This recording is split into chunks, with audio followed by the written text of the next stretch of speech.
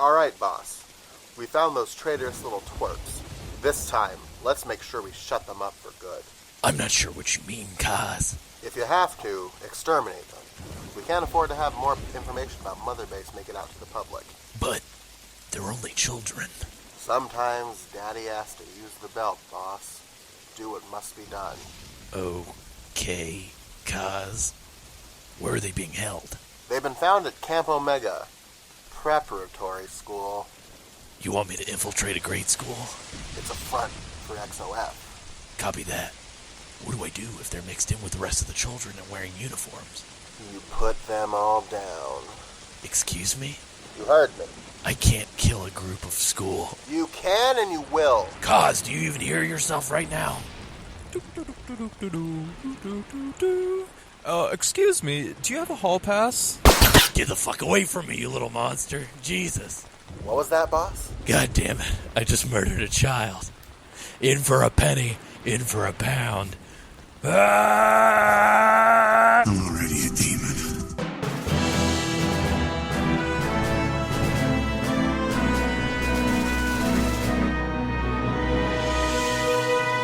What's going on, everybody? Welcome to Metal Gear Mondays, the most thorough Metal Gear Solid podcast on the internet. I'm your host, Sam Wright. That's weird.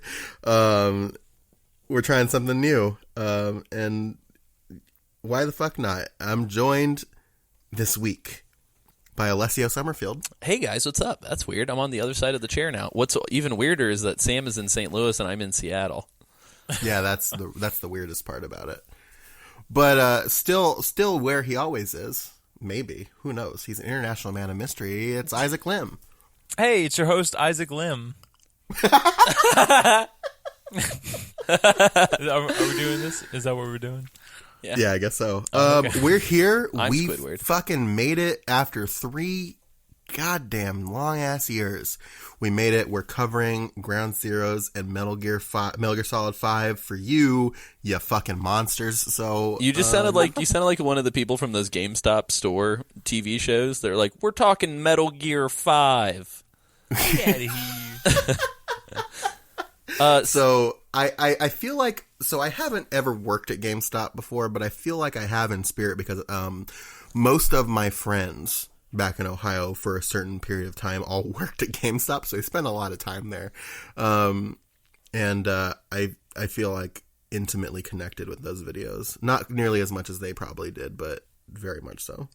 What have you guys been doing all this time that we've not been playing 5? I am now the hopscotch champion of the world. Nice. So I played that's like something. half my backlog on Steam. I almost said black log. That's a different log. Mm-hmm. Oh, Did you're you really? doing a serious answer. Oh, Maybe not. Oh. The world will never know. Isaac, what have you been doing? I've been traveling the world. Why did it age your voice so much? That's that's my intrigue voice. That's my your my, intrigue voice. That's your get over here, Tatiana voice. Come sit on my lap. Isaac Claus over here. But yeah, we're finally doing it, and we've got one more detour before we get into our coverage, which is we're going to talk about the news. Play the jingle of me. Wow. We should have Alessio do the jingle. Yeah, we need to redo it now. Yeah, should I do it real We quick? need to have two. We need to have two, and then we flip it whenever one of us is hosting. Yeah, so no, when I'm Great. hosting, So technically, it's you, we already and when you're hosting, me and it's Isaac me. recorded one. Oh Back yeah, in- you're right. Back in the day. But Yeah, I we don't can do that. just use Isaac's. No, Let's we'll do use that. mine. Here we go. Yeah, let's do it right now. It's time for new Metal Gear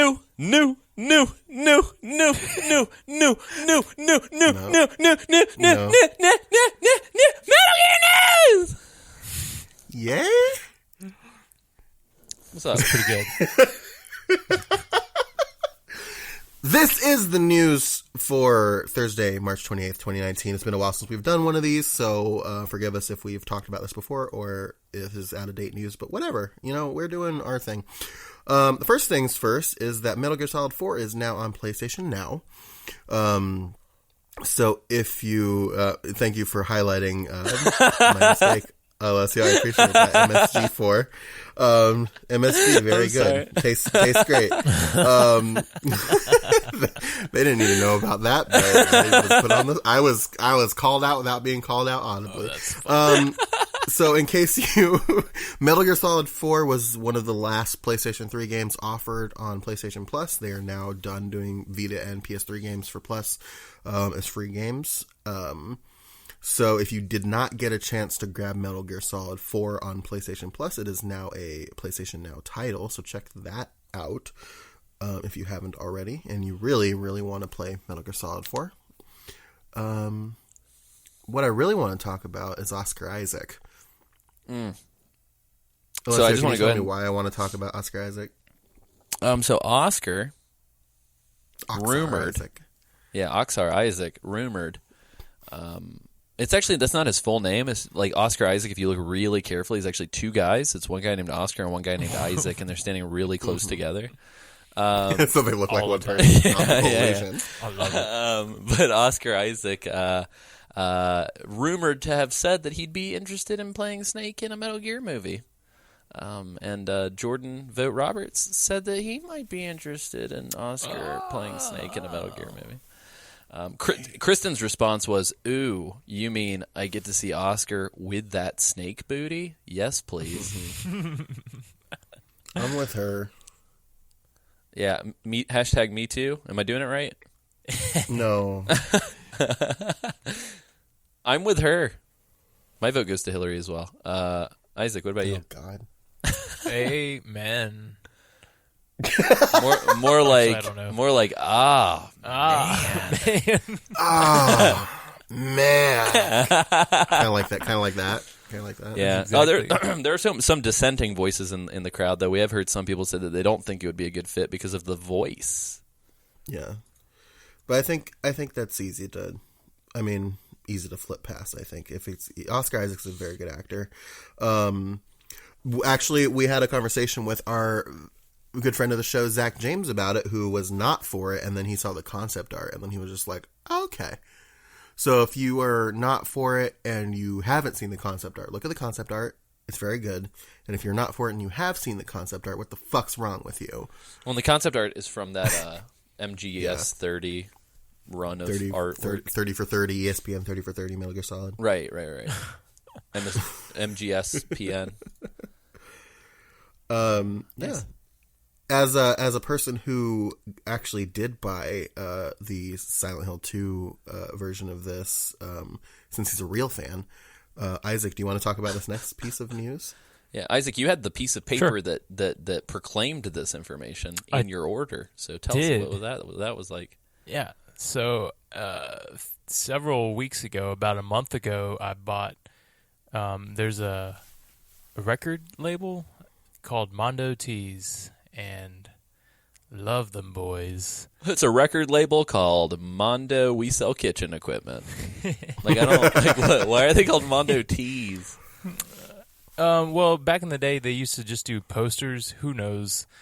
I always thought it was just where Mondo, but their website is Mondo Tees. So Yeah. it's confusing. They originally started doing like posters of like cultural, pop culture type things years ago, and then started getting into records, mainly soundtracks to like movies, a lot of more horror films, and video games as of late. And so a couple, like last month, I ordered the Silent Hill 2 soundtrack, and it came in sometime this week, Tuesday.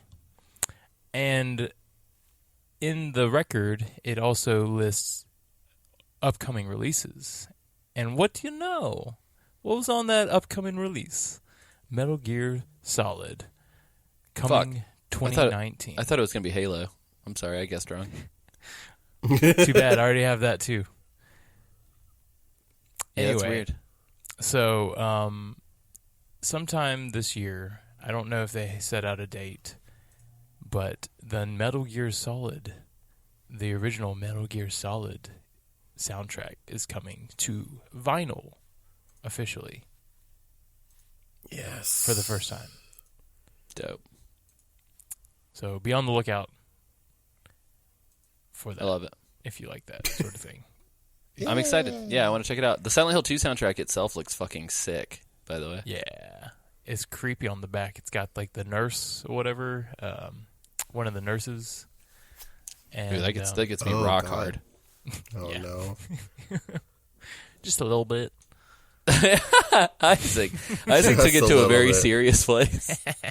I really enjoy those nurses sexually. Yeah. I thought we all did. Oh, weird. Apparently there's a Silent Hill 3 vinyl record that has, what is her name? Heather? No, it's not Heather. Yeah, it is Heather. Yeah. Heather's on the front wearing her outfit from the game with very clearly no bra underneath. Speaking of what? getting turned on and spooked at the same time, my God. You know, I really enjoy that Heather sexually. Jesus.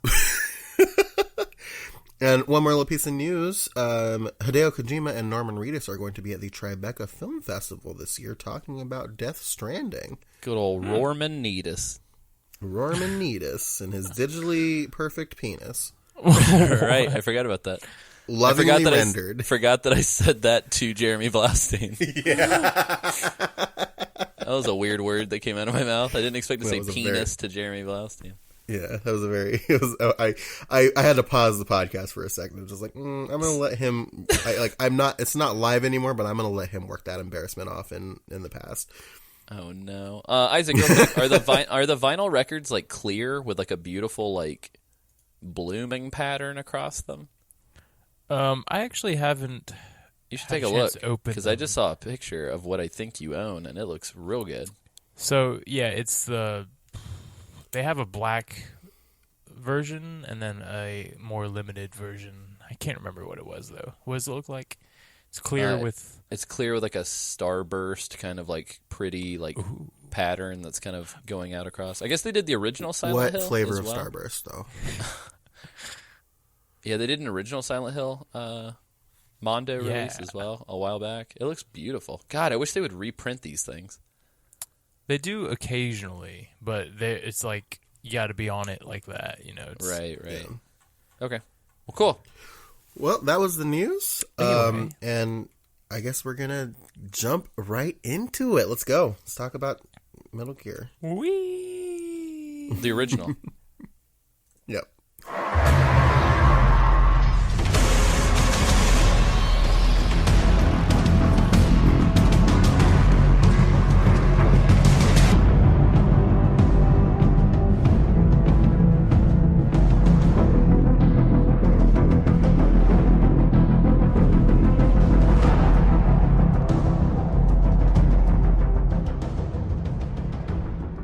So Metal Gear was released in 1987. No, We so are what we're gonna never do talking with about this episode- game.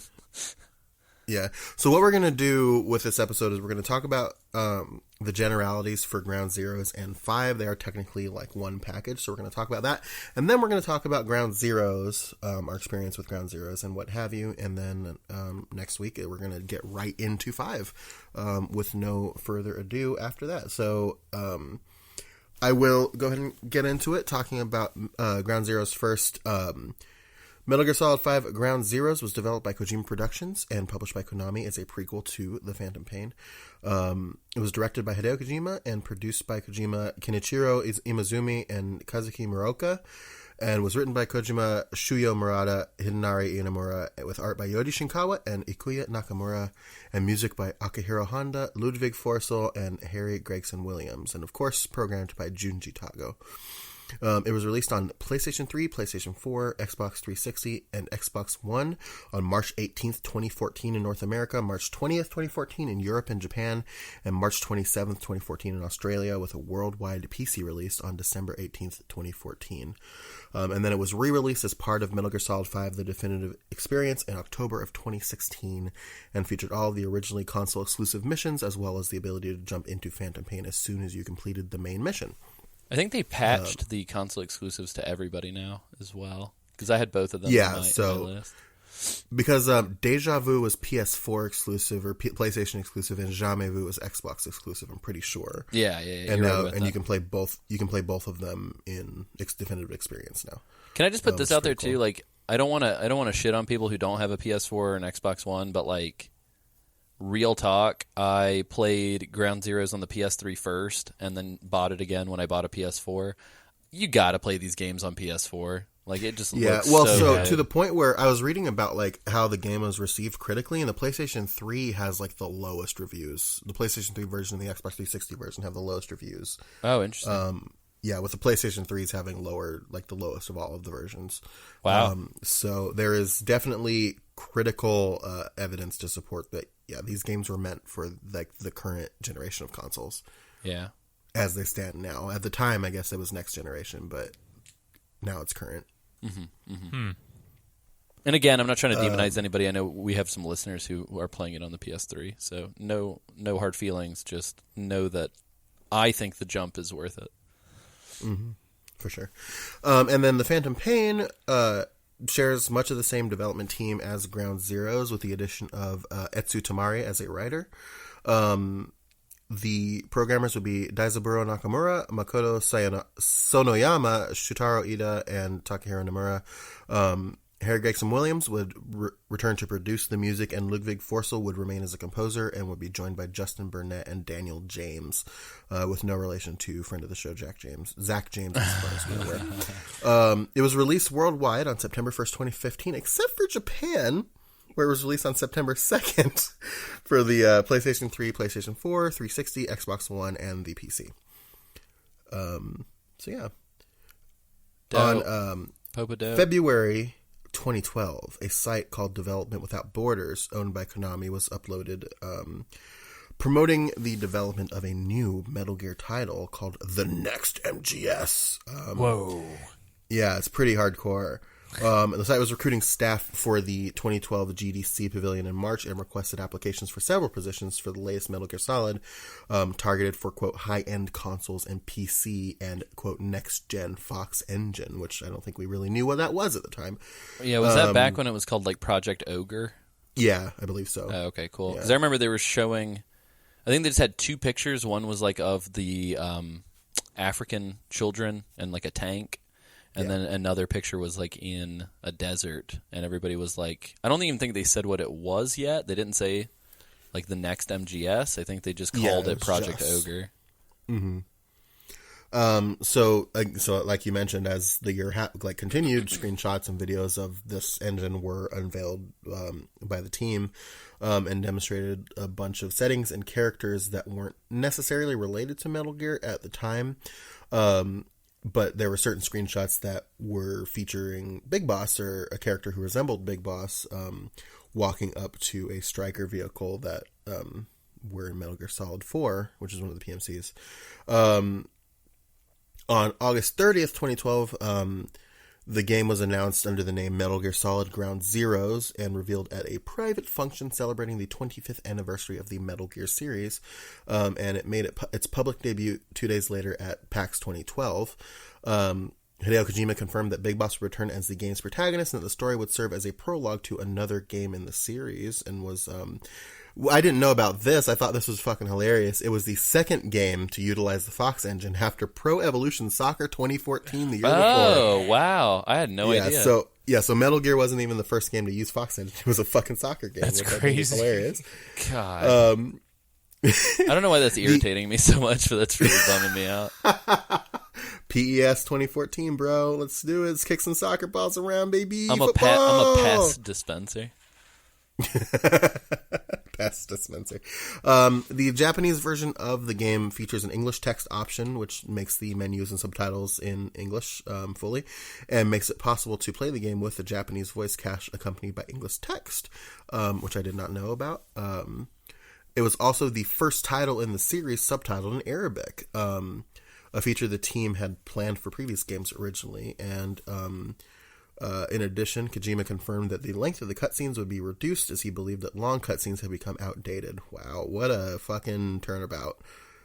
According to Famitsu, real dogs were used for motion capture during the development of the game's opening scenes. I saw pictures of that, actually. I did like a Google image search recently, and I definitely saw pictures of that, and I was like, what the fuck? Nothing makes me giddier than seeing dogs in motion capture suits. Right. It's my favorite thing because, like, obviously it's like a tight-fitting suit, so it, like, all of their fur is compacted, and then, like, from their neck up, it's just poof. And it's just a really funny thing to look at. Mm-hmm. Konami also confirmed that part of Kojima's direction was influenced by the Japanese pop idol group AKB48's music videos. Really? Yeah, hilarious. with the sideways lens flare that we see so much in this and in 5 were influenced by AKB48's videos. The sideways lens flare. Jesus. Because he really liked that, gosh. apparently. Ground Zeroes was originally supposed to be released with the Phantom Pain, but the long development time of the Phantom Pain resulted in Kojima splitting the project into 2 parts to allow players to experience the gameplay of Metal Gear Solid 5 prior to the full game's release. And he compared Ground Zeroes with the pre-title sequence of a Hollywood movie to how it would build up to the plot from Phantom Pain, because of course he compared it to a Hollywood movie. It's Kojima. What do you mean? He also claimed that his aim was to target the taboos and mature themes that he considered to be quite risky, adding that his roles as a creator and producer were in conflict with one another. As a creator, Kojima wanted to take the risk of exploring themes that might alienate audiences, but as a producer, he had to be able to tone it down and sell as many copies of the game as possible, but ultimately the role of creator won out, and Kojima described his approach as prioritizing creativity over sales. He has explained the differences between Ground Zeroes and the Phantom Pain, stating that the advanced capabilities of the Fox engine have allowed me to tell a new story in a new way, and that there will be significant difference in what Phantom Pain brings to the series. So we want to ease players into the new open world environments and its potential, hoping to achieve that with Ground Zeroes. By new story, he means hardly one. Yeah, exactly. Sorry. I promise I'll quit taking shots. Yeah. You know, listen. I'm about to talk about guns, so we can take as much shots as we want. You know, That's true. Welcome. I appreciate it. And by saying that, I mean the game breaks away from the tradition of the franchise using licensed firearms and military technology, instead using fictional weapons that bear little resemblance to real-life counterparts, such as the Marines Type 69 rifle being being reminiscent of the M16. That was so fast, also, Sam. My God. Yeah. You had that nice, like, imbued in your spirit. Yeah, it shook its way out of it. And also they have Fulton devices that use wormholes as a function in 5. So yeah, the kind of breaking away from tradition there a little bit. I don't know what you mean. I don't know what you kidding. mean. Meanwhile, at the Spike Video Game Awards in December 2012, a teaser trailer for a video game known as The Phantom Pain, so this is all before we knew what the fuck was going on. Mm-hmm. The game was just known as The Phantom Pain, credited to a Swedish developer known as Moby Dick Studio that nobody fucking knew about at all, and was described as being 100% gameplay, which is also a lie. Wow. I'm just being honest. What aren't they lying about? Oh my God. Moby Dick Studio was a studio allegedly led by somebody named Joachim Mogren, which Joachim is an anagram of Kojima, and Mogren contains the word ogre for Project Ogre. What? Whoa, dude. The studio's mission statement read that it aimed to, quote, deliver an uncompromising, exciting, and touching game experience to people all around the globe. And after the presentation, commentators speculated that the Phantom Pain was actually a Metal Gear game, noting the protagonist's resemblance to Big Boss. Graphics similar to those produced by the Fox engine, and the, quote, V has come to at the end of the trailer. and that the title Metal Gear Solid 5 fits in the negative space and indentations of the game's logo when using the same font. And then, like I said, the name Joaquin was an anagram of Kojima, and the domain name for the studio's website had only been registered about 2 weeks prior to the announcement, and that several people wearing Moby Dick Studio shirts were sitting in a VIP area intended for Konami staff. Hideo Kojima stated that he was impressed by the trailer and how Mogren was inspired by Metal Gear.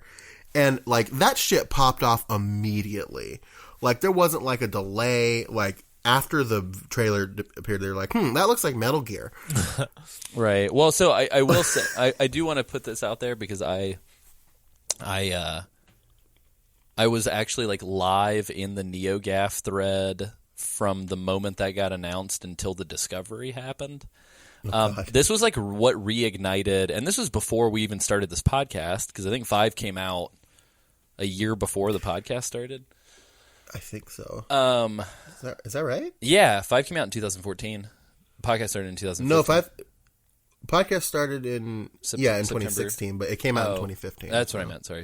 Yeah, Ground Zeroes came out in 2014. My bad. Yeah. But no, so this is like the trailer that would eventually come out for Ground Zeroes and the build up on this NeoGAF forum are what kind of put me in peak Metal Gear hype after like a long time of just kind of hibernation, I guess. Mm-hmm. And so yeah, it was super crazy, man. Like I was on that thread as people were like, hey, wait a minute, I increased the contrast on the image that says Phantom Pain and you can clearly see these indentations, and so I went ahead and stuck in the same font the words Metal Gear Solid, and look at how perfect it is. Like I literally was seeing people putting it together like as it was happening, which was nuts. But dude, there were a couple people that right off the bat they were like, it's no way it's a fucking Metal Gear game, like that series ended, like why does anybody care? It was wild, man. But there were so many people that were just like, let's do some research, like what fucking indie studio is this, like what is this game? It was so weird. And what was it with the name, like why Moby Dick? I'm trying to remember if there was I'm not sure what Kojima's obsession is with Moby Dick, because like there's a whale in the trailer. Yeah. The Ishmael and Pequod and Ahab names are all Moby Dick names. There's a lot of Moby Dick shit in 5, but it's just weird where the obsession came from. Yeah. Okay. Should we read Moby Dick for the show? Maybe at some point, because straight up the main character does lose a hand, and the main character is missing an eye. I want to make it clear. I said that as a serious suggestion. I wasn't a joke. No, I know. Yeah, I mean, it might be worth it. It might be worth it. Yeah. For the record, I have never read Moby Dick all the way through. Same. Yeah, me neither. It's a lengthy book. It is a lengthy book. It's a girthy book. Girth. Nice. Just like Moby Dick. Girth. Love me some of that Moby Dick. Anyway, an actor on March 14th, 2013 episode of Game Trailers TV, an actor playing a heavily bandaged Joaquin Mogren appeared in an interview with Jeff Keighley, stating that he could not reveal many details, but that more details would be revealed at GDC later that month, and said just for Jeff, he would show some screenshots and concept art for the Phantom Pain. And as they were scrolling through the pictures, a couple of the pictures had the Fox Engine logo in the corner. And when Jeff pointed this out, Mogren's face went, "What?" And then the interview ended very abruptly. Somebody, so very weird. Somebody posted a meme that fucking killed me. It was like a 3-panel meme. The first one was Jeff Keighley on stage at the game, or not Game Awards, but at some award show. The second picture was a picture of Kojima looking at him from the audience. And then the third picture was Jeff Keighley with Kojima's face. And it fucking killed me. It was like the I'm in your face meme. We make jokes about it, but is this where like the big like Jeff Keighley is Kojima's like human puppet? Kind of. I mean, so Jeff has interviewed Kojima a bunch before this, but this was like the big like, hey Jeff, come help me sell this gag. Ha ha ha. Yeah. Came from. Like this is like I fully believe that Jeff knew about everything going into all of this. Right. Obviously. Right. Yeah, Jeff does some interviews after 5 and the whole Konami breakup and stuff happened. Jeff did a bunch of interviews, like kind of talking about his thoughts on it. So I do think Jeff is pretty close to it. Yeah, I would think so. So anyway, that year, that GDC happened on March 27th. Kojima officially confirmed that his studio was behind the trailer and announced that Metal Gear Solid 5 would be 2 separate games. This is where Ground Zeroes comes in.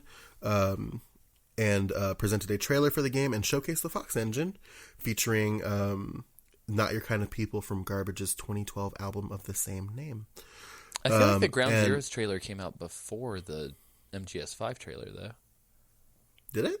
I feel like it did, because I remember watching that way before confirmation of 5 had totally come out, I think. I can do some research on it super quickly, but like I just remember getting like goosebumps watching the "Here's to You" section, like at Kristen's parents' house in a closet by myself because I was like, nobody's gonna know what the fuck I'm watching.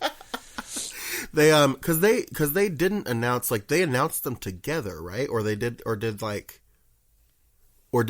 Ground Zeroes get announced and the Phantom Pain got announced as this like gag, and then they said they were so the Phantom Pain got announced and then Ground Zeroes got, like, the Phantom Pain the gag got announced first, and then so check it. So the first, based on what I'm looking at here, the first teaser trailer for MGS5 looks like it came out, what the fuck, hold on. So the Ground Zeroes trailer came out September 1st, 2012.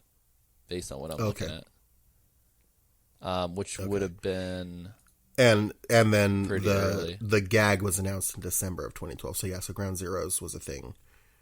Oh, that's right. Yeah, so I guess I thought I had been misremembering it, but yeah, I had definitely watched the Ground Zeroes trailer before the Phantom Pain gag. Okay, yeah, I guess it's hard to remember what order all this happening because there's a lot of shit going on. Yeah, and also let it be known, this like development thing ends with Kojima losing his fucking job. So like, yeah, so this is there's a lot that happened. Yeah, sorry. Before we like move completely on to, I did want to mention. So this interview with Joaquin Magrin, they said he was heavily bandaged because of an accident, but his face is like taped up just like Ishmael is. Like, interesting. Yeah, completely. Like, yeah, I didn't realize it's like it's like a 2-minute long like video. If you haven't seen it, we can put it in the show notes, I think. But it's literally, he looks exactly like the bandages that Ishmael has. And one of my favorite facts about Joaquin Magrin is that he had been depicted before as a like a blonde haired like guy with a mustache, but people picked out that the picture of him was a photoshopped picture of one of Hideo Kojima's like profile photos. It's amazing. Yeah. But yeah, so when the official trailer that announced the game was running on while the official trailer that announced the game was running on a PC, the game was released for the 7th and 8th generation of video game consoles, otherwise known as PS3, PS4, Xbox 360 and Xbox One, as we discussed. And when he was asked about a PC release in E3 2013, he said that we are making it and it will be on par with the PlayStation 4 and Xbox One versions. However, he made it clear that the PC port was not their priority. I have no idea how true that is, because I've not played the PC port, so maybe somebody who's played it can like tell us. Yeah, I mean, I have it. So I bought the PC versions of both of these just for our Let's Plays down the road. It's optimized like super fucking well, man. Like it's crazy. My computer isn't like a beast of a computer by any means, but like it can run like Destiny 2 on like medium settings. It runs MGS5 and Ground Zeroes to the point where it looks just like the PS4 version, and I got zero lag. So good. I would say that the Fox engine's really, really well optimized. I will say, so PC, I think in general has better quality like games, but a lot of games that are ported to the PC, like they get the shaft on console games that are ported to PC almost all the time. Yeah, I would agree. So it's good to note that something worked well. It's too bad nothing will ever use this engine again, I don't think. Yeah, probably not. But yeah, so Kojima confirmed that the visuals seen in the trailer would look close to those in the final game, and stated that he would like 5 to be his final Metal Gear game, noting that And unlike it previous was. titles, where he had announced that he had finished making games in the series only to return for subsequent games, his involvement with the franchise would be over this time around, and boy howdy was it. Although the trailer had Snake suffering from hallucinations in the form of a flaming whale, Kojima assured that there would be a balance and realism. He later revealed that the Phantom Pain was initially presented as an independent game so as to assess the public and industry response to the Fox engine, as he felt announcing the game as part of Metal Gear Solid 5 would bias reactions to the engine. That's weird. How do you feel about that assertion? I think that's... I think that's some Kojima-ism nonsense, because I think... it seems very silly. I've never seen a video game with an engine and thought, I like this engine a lot more because it's this game.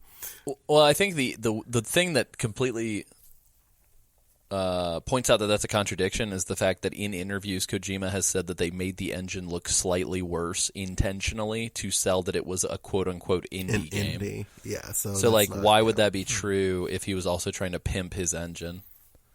Yeah. So I don't know. Kojima's full of shit. On June 10th, 2013, at E3 2013, a fourth trailer was shown at the Microsoft press conference demonstrating the new play mechanics as well as the cast of characters, and the development of an Xbox One version was announced at the conference. The PS4 version was announced the following day when Konami uploaded the red-banded version of the trailer on their YouTube channel in addition to the standard green-band version.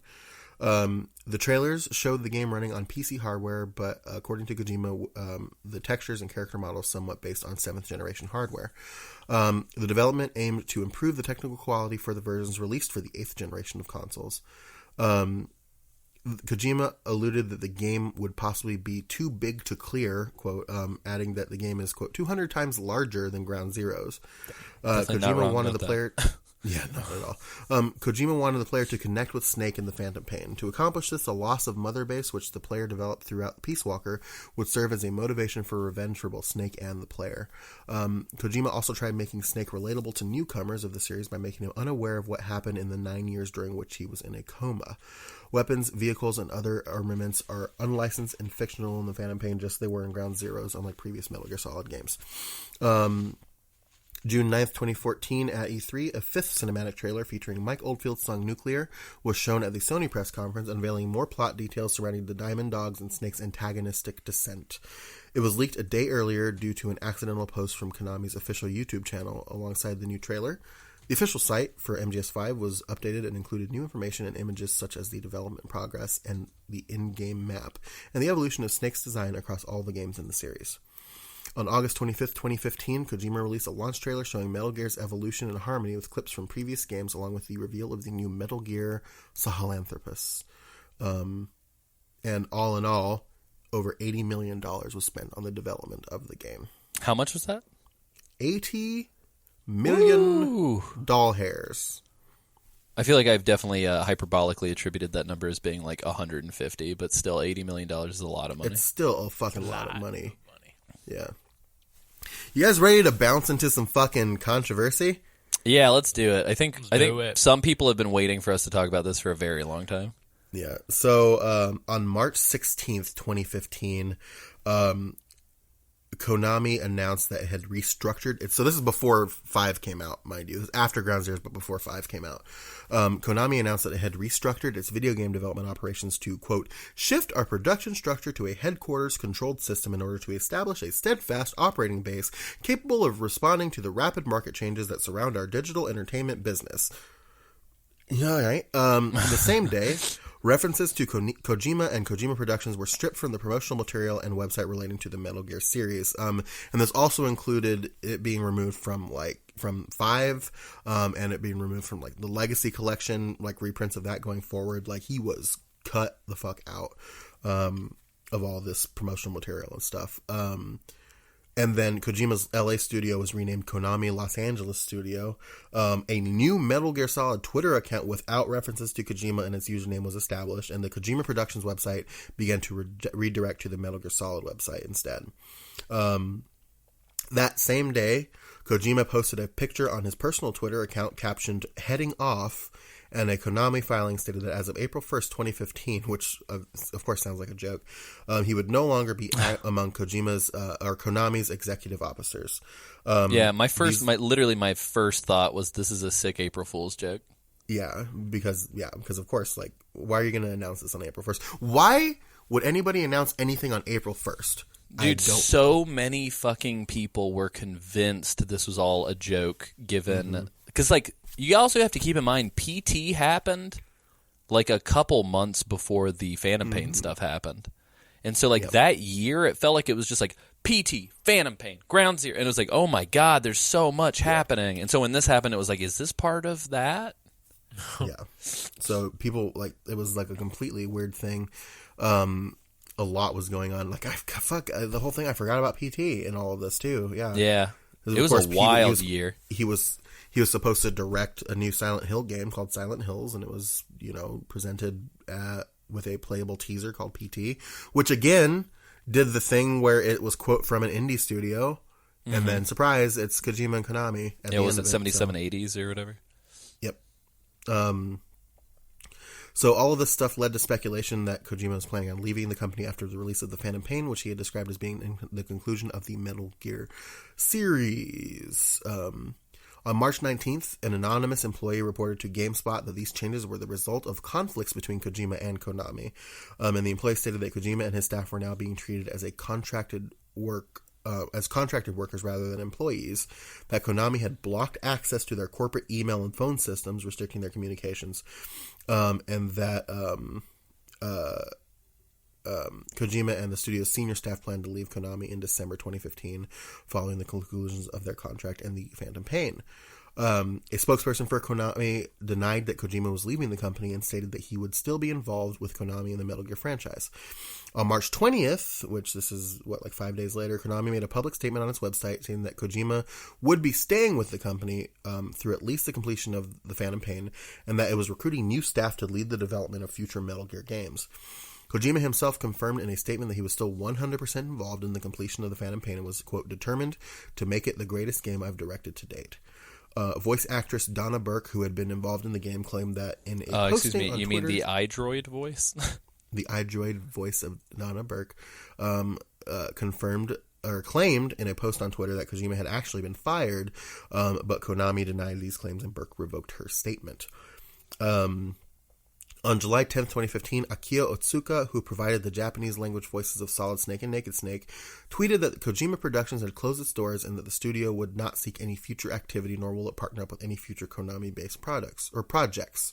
In 2015 December, why did I say it like that? I'm very strange. Kojima Productions was nominated for Developer of the Year at the Game Awards 2015, but lost out to CD Projekt Red. Kojima was reportedly blocked from attending this event by Konami's lawyers and required... Jeff's just trying to save his boy. Sutherland. That's what? I said Jeff's just trying to save his boy. Yep, trying to save his boy.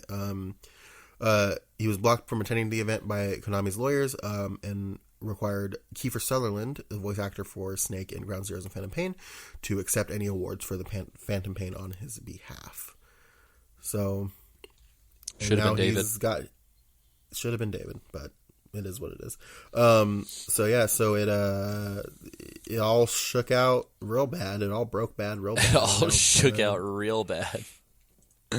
And now Kojima's developing Death Stranding, and we have no idea when that's coming out. But at the very least, he's not pretending that it's being made by another studio. I did want to also quickly add that I was doing a little snooping on Mondo.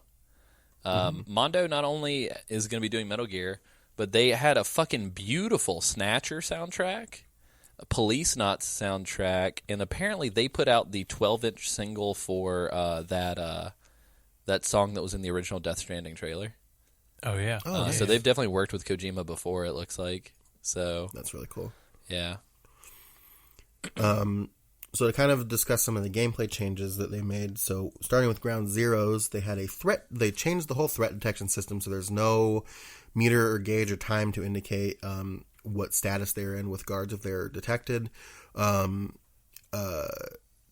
They are instead replaced with visual and audio cues, as well as there being like no radar of any kind to be getting on with. Snake's binoculars. Getting on with. Yeah. Well, you have to use Snake's binoculars that have been keyed to a button now to mark enemies, and you'll be aware of their locations once you mark them. Which I think is a great addition. I love it. It is a very great addition. I think it adds a little bit of extra strategy to the whole celebration of sneaking. Yeah, I think it. What am I doing? It forces you to. It forces you to do like the recon work that you would do if you were doing this for real. Mm-hmm. And I kind of love it. It's like the workflow for this is also sort of the workflow for 5 in a big bad way. Mm-hmm. And I think getting used to that rinse and repeat kind of deal is fucking awesome. Where it's like, all right, show up to a spot, check it for dudes, mark the dudes, move around the dudes or take care of the dudes. He's a dude. She's a dude. And we're all dudes. So, of course, marking them will show them on their screen and on the iDroid and all kinds of stuff. And then there are directional cues to help players when an enemy sees them from a distance and gets closer to them. So, a little like curved line will appear on the screen in the direction that the person sees you, and they're suspicious that there's somebody there. And if they see you, a new reflex mode that you can turn off if you think it's, quote, too easy baby mode, is activated when an enemy finds Snake, and it gives a very small window of time for Snake to take out the enemy before the alert goes off, which I think is a really cool addition, and I don't think it makes it any necessarily easier, as we will discuss in my experience. Right. Another thing is that lights can be shot out to aid the player's stealth efforts as well to make it darker in places. Ground Zeroes itself... Yeah, Ground Zeroes itself features a total of 7 missions locked at individual levels. And after completing the main mission, players will unlock 4 extra missions called Side Ops, set at different points in the day, all set at Camp Omega, and involve specific tasks such as eliminating certain targets or obtaining classified information. And after achieving these certain objectives in the main mission, the player may unlock 2 additional extra op missions that we discussed earlier called Deja Vu and Jamais Vu. And we'll discuss what those are when we talk about the game. As the game is introductory in nature, being a prologue, the core story mission can be completed in a very short time frame. However, the game has additional challenges, missions, and alternative methods of play. And at the time, a companion app for iOS and Android was made to help players access the in-game map and other iDroid functions on their smartphones. I did use that the first time I played Ground Zeroes, so I can talk a little bit about that at some point. Yeah, I did not know that was a thing when I played it the first time, so...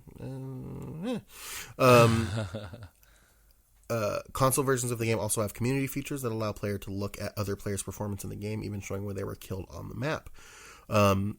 Atmospheric weather and lighting in Ground Zeroes is mission proprietary, meaning that the setting of the game depends on the individual mission being played. With a real-time day and night cycle originally being planned for it, but left out in favor of fully utilizing it in the Phantom Pain. What about the Phantom Kojima Pain? has the Phantom Pain. Well, the Phantom Pain is very dry all the time. So we won't talk about that. Kojima has spoken about the restrictive nature. How crazy it is that we covered the Phantom Pain years before. Yeah, I will say the game it's based on.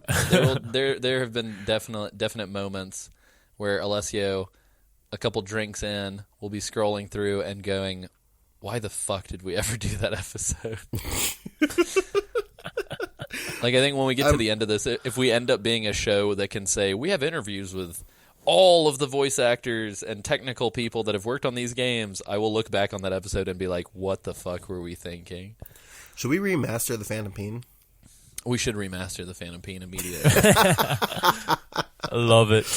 Remember when I watched that at work? Yeah, remember Hushy? Remember how gosh. never forget how she... Get out of here. Jesus Christ. Kojima has spoken about the restrictive nature of previous Metal Gear titles, saying that they set the player on a rail to get from point A to point B with a certain amount of freedom in between. In contrast, Kojima's team instead offered the player new ways of traversal and sneaking methods such as taking a jeep, a car, or a helicopter around the mission area. This was in order for Kojima to experience a true open-world experience with Ground Zeroes. With Peace Walker, the elements were largely unchained, Unchained, Kingdom Hearts Unchained key. Mm-hmm. They were largely unchanged from Ground Zeroes, but they added a bunch of stuff. So you have the binoculars, maps, variety of weapons, explosives, and stealth-based items such as cardboard boxes and decoys, which are really funny. Yeah. And when the enemy uses decoys too, and they scare me sometimes. Oh, yeah. They're very scary, especially if you get Lisa. Things get real scary. Oh, God. Following one of the series' traditions, the Phantom Pain encourages players to progress through the game without killing, using non-lethal weapons such as tranquilizer darts to subdue enemies, and honestly rewards that way more in this game. Players may traverse the game world with vehicles such as jeeps and tanks in order to, in addition to traveling on foot or on horseback. And as certain locations are mountainous, occasionally players can opt to go rock climbing as a shortcut, depending on where you are. Unless you're doing the side ops. I definitely discovered while doing the side ops that there is no ranking system, so it doesn't really fucking matter if you kill people. Yeah. Exactly. So in the side ops, I was definitely like, at first I was being super sneaky Snake, and then I'm like, wait a minute, I'm on a deadline. Why am I doing this? Why am I doing this? I'm just going to mow everyone down and rescue this prisoner and get the fuck out of here. Which is great, especially on the side ops that are key to the story, so you can just do whatever the fuck you want. Yep. Which we'll also talk about. Yep. I can't believe we're talking about 5 right now. This is surreal. No, it's crazy. This is weirder than talking to Cam Clark, I think. You may also call for helicopter support against enemy soldiers or request airstrikes that can bomb target area or change the current weather. And Snake can call on AI companions, including Quiet, a silent female sniper with supernatural abilities, Dorsey, a horse capable of wearing armor and hiding Snake during travel. They fucking call him D-Horse, and I touched calling him Dorsey, and because it's a much better name and it sounds exotic. I love it. I will say really quickly, I was playing some last night, and my favorite thing in the world, I hop on the helicopter to end the mission. We're flying away, and I forget that in order to get D-Horse out of there, they also, Fulton the horse. And so I just look down, and I see the horse get snatched up by this giant balloon, and you hear, the horse neighing into the sky. It's just and then Donna Burke comes over the fucking iDroid, and she's like, Buddy is leaving the battlefield. And I was like, Buddy? Oh, that's awesome. So I'm going to start calling my D-Horse Buddy. Buddy. Hey, buddy. So you got Dorsey, a horse capable of wearing armor and hiding Snake during travel. D-Walker, a manned, highly agile mobile weapons platform that can provide heavy weapon support. Hey, Dorsey can take shits on people too, by the way. Yeah, he can. He can take shits on people and make them slip on it. On command. Yep. And D-Dog, otherwise known as DD, a wolf pup trained and raised on the mother base to assist him in the field. And he's their secret, abilities though. and he's secret. Him secret. Yeah, we'll talk about it when you get to him. Yeah, love that boy. I make an effort to find him, because he's the best. He's the best. He's so cute. Even Ocelot's he's the cutest little dude in the world. Yeah, he's cute, and I think he's the best companion, even better than Quiet. But that's just my opinion. People say a bunch of shit about Quiet, and Quiet's good. DD's better. Their abilities and effectiveness. DD doesn't leave you. Will depend on the player's relationship with them. So using them and letting them do things will increase your relationship with them. Like in Peace Walker, the Phantom Pain features a base building system that allows players to develop weapons and items from their home base. Recruitment of enemy soldiers and prisoners is also returned for this purpose, allowing the base to grow through organization. The player is given the option to access their base from the real-life smartphone and other devices via a companion app, but unlike in Police Walker, where players can only see Mother Base from the air, they can control Snake as he explores the complex on foot. The Fulton surface air recovery system, an item introduced into gameplay in Peace Walker, returns as well, with players able to transport captured soldiers and other objects such as animals and vehicles back to Mother Base, with a change being that people can actually see when you're Fultoning people, so you have to be stealthy and strategic about when you use it. Yeah, they can shoot that shit. Yeah, they can shoot them down. They alert people. They see it, so it's a little bit more realistic, but not Spoopy. as fun. Money for upgrading mother-based defenses and technologies can also be collected from objects found on the map, such as diamonds, shipping containers, and special blueprint boxes, as well as sending recruited soldiers on combat missions around the world. The income is invested in upgrades to the appearance and abilities, weapons, and equipment of Snake and his AI companions and vehicles. For example, Snake's prosthetic arm can be modified with a taser, echolocation function, or remote controls that allow it to fly as a drone, or post-game, it can become the Hand of Jehuti, which allows you to send out wisps that pull people towards you. It's great. Yeah. But yeah, the one thing that I think is bullshit about the money system, and I've talked to Alessio about this, so Isaac, be careful as you play. Yikes. Is that there is two distinct pools of your money, which is called GMP, like Global Military Points or whatever it's called.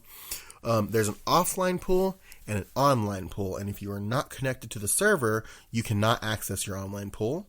I do have a quick question about that. When would you not be connected, though? Did you intentionally not connect, or did it kick you? No, there are there are times when you can't access the server. It kicks you out. You can't log in. Your internet's down. Like something. That's so weird. Yeah, I didn't get kicked ever. Yeah, so I just had connection issues. Sometimes they were doing server maintenance or server was down or whatever. So there was just times when I couldn't access my online money.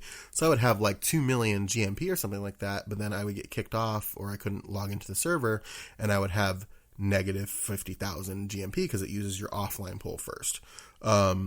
So, which is cool because having negative dollars GMP in your bank affects your another new thing, which is morale for your people. And if your morale gets too low, we can talk about the morale system when we talk about the game itself, like when we actually get into 5. But it's kind of bullshit, and I'm not entirely sure how it works. But if it's too low, people just leave. Well, and that's cool. I think my big complaint, since we're talking about the economy stuff right now, I think my big complaint is not that I have to have a complaint, but I think from launch, so I played Ground Zeroes literally the night it came out. I beat Ground Zeroes and half of the side ops that night between midnight and 3 in the morning. And then with the Phantom Pain, I got it a little after launch, but I feel like the cost of developing some of these items feels like it's been inflated since the game came out. Because some of this shit takes so much money. It's insane. I'm just you develop 1 or 2 things and you're broke already. And so it's just some of it's necessary. They have gold panels that are clearly meant for you to develop with online money based on doing all of those 3-day long missions. It's insane. And they're hella expensive. So for sure. Just know that going into it, this game is going to bombard you with menus. And it was so bad for me jumping into my original save game. I was so bewildered. And I'm pretty good with menus. I love JRPGs. I will play a bunch of finicky PC games. But it was so bewildering to handle all that shit after a long time away that I literally just deleted my save and started everything over for the show. Because I'd rather ease into it than immediately be swimming in the 12-foot end of the pool. Yeah. So So the as far as all the stuff going on in the game, the enemy AI has improved in terms of situational awareness, and if players frequently use particular weapons or tactics to subdue enemy soldiers, it will see the enemy increase in number and be outfitted with better equipment. For example, the frequent use of headshots will see enemy soldiers don metal helmets to make targeting the head harder. The game, as we mentioned, also has a dynamic weather system and day and night cycle that runs in real time, and Snake is able to fast forward when he lights the item. Sorry. Yeah. Can you cue that here really quick, Alessio? Yeah.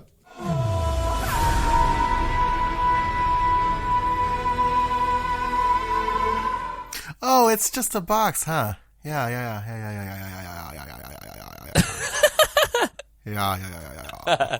Just a box.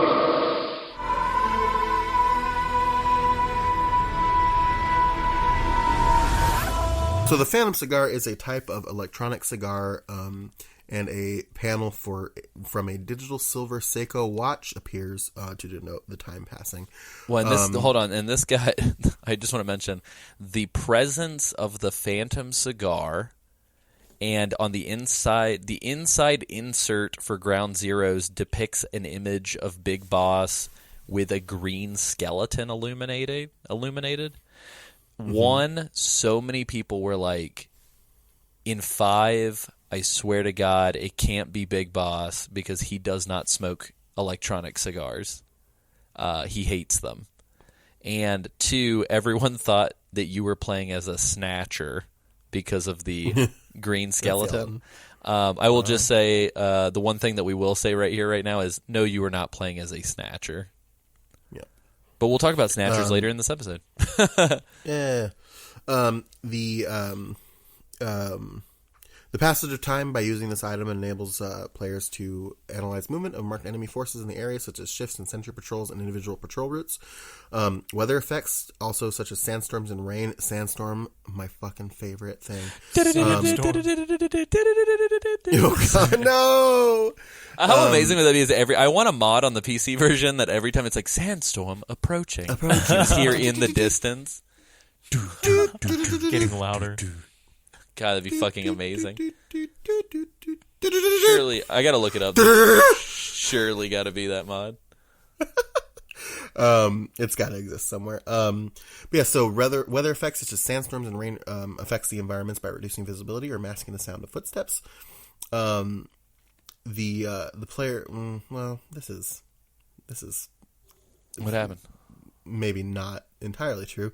A game design direction allows the player to choose in what order the story events take place by selecting missions in any order they like. A little bit, but like, okay. And we can talk about it once we get into 5, but I definitely encountered a weird situation given how you encounter a specific boss and when. And I'll be sure to talk about it when we actually get to it. Yep. Kojima spoke about, again, the restrictive nature of the titles, saying that they were on a rail to get the player from point A to point B, where Phantom Pain and Ground Zeroes offers players new ways of traversal and sneaking. There was supposed to be a plane, but a plane and a motorcycle, but they were and a Metal Gear development and a Metal Gear. Players were also able to traverse the game world or deploy directly to a landing zone that allowed for different approaches. A video published after E3 2015 convention showcased this, with the same mission played 4 times in a number of different ways, with the player opting for stealth, launching a direct assault via helicopter gunship, attempting to assassinate a target with a sniper rifle, and smuggling an explosive device into an enemy base by way of unsuspecting patrol vehicle crew. The player's action affect the wider game world. For example, sabotaging a radar installation will open up new entry points. The playable world in Phantom Pain is 200 times larger than that of Ground Zeroes, featuring a variety of climate conditions and environments, allowing the player to freely roam the map while proceeding to either story missions or side quests as in other games with non-linear gameplay. In addition, players who have previously played the Ground Zeroes game are able to import save data into the Phantom Pain and gain special perks. What kind of perks are there? Is it just, hey, you play Ground Zeroes? No, it's the dudes that you rescue. Yeah, so you rescue a bunch of people. You have the option to rescue people and Fulton people in Ground Zeroes. And well, you can't Fulton them. You have to manually take them to the helicopter. But if you rescue them, they show up in your game. Oh. Yeah, and it's weird how they stagger them. So, like, what ended up happening for me is, like, there's a specific fella, and we'll talk about him.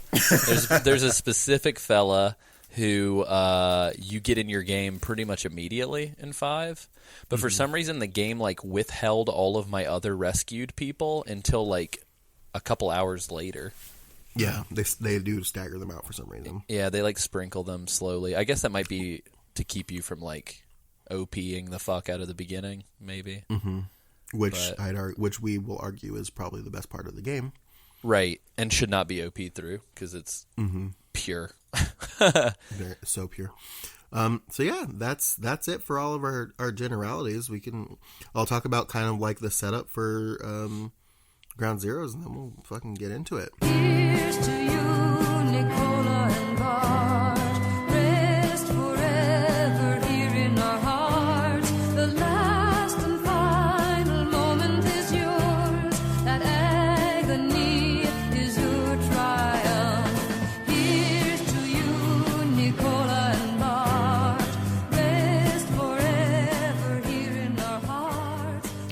Baez, baby.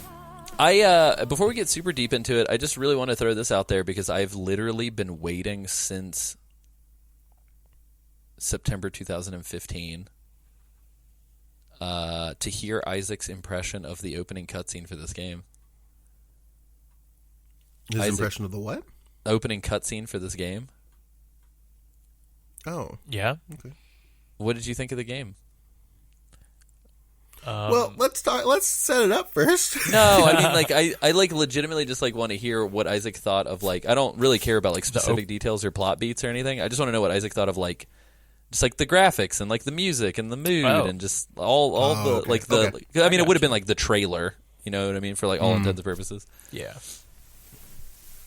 So, I thought it was really cool. They were really playing up to the high-tech graphic by like making it rain the whole time. And What, with money? yes, definitely with money. I just felt like Ground Zeroes, it was like constant rain / wet everywhere. And so I feel like back in PS3 era, it was like, hey, let's make things shiny, and that's how you know that it's really good. So, but in a good way. I love that. This covered in way. Vaseline and fucking slap it on its ass and send it on its way. But I thought like the graphics were intense, going from like Peace Walker and seeing what Chico looked like in that game, and then granted, Peace Walker was,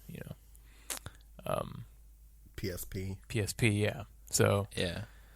I was fucking stoked, dude. yeah, Like, as soon as I saw my favorite friends again, I was like, in a continuation of a game that I really enjoyed, I was like, holy shit, this is amazing. yeah, it was intense. It was the opening cutscene was really cool, I thought, and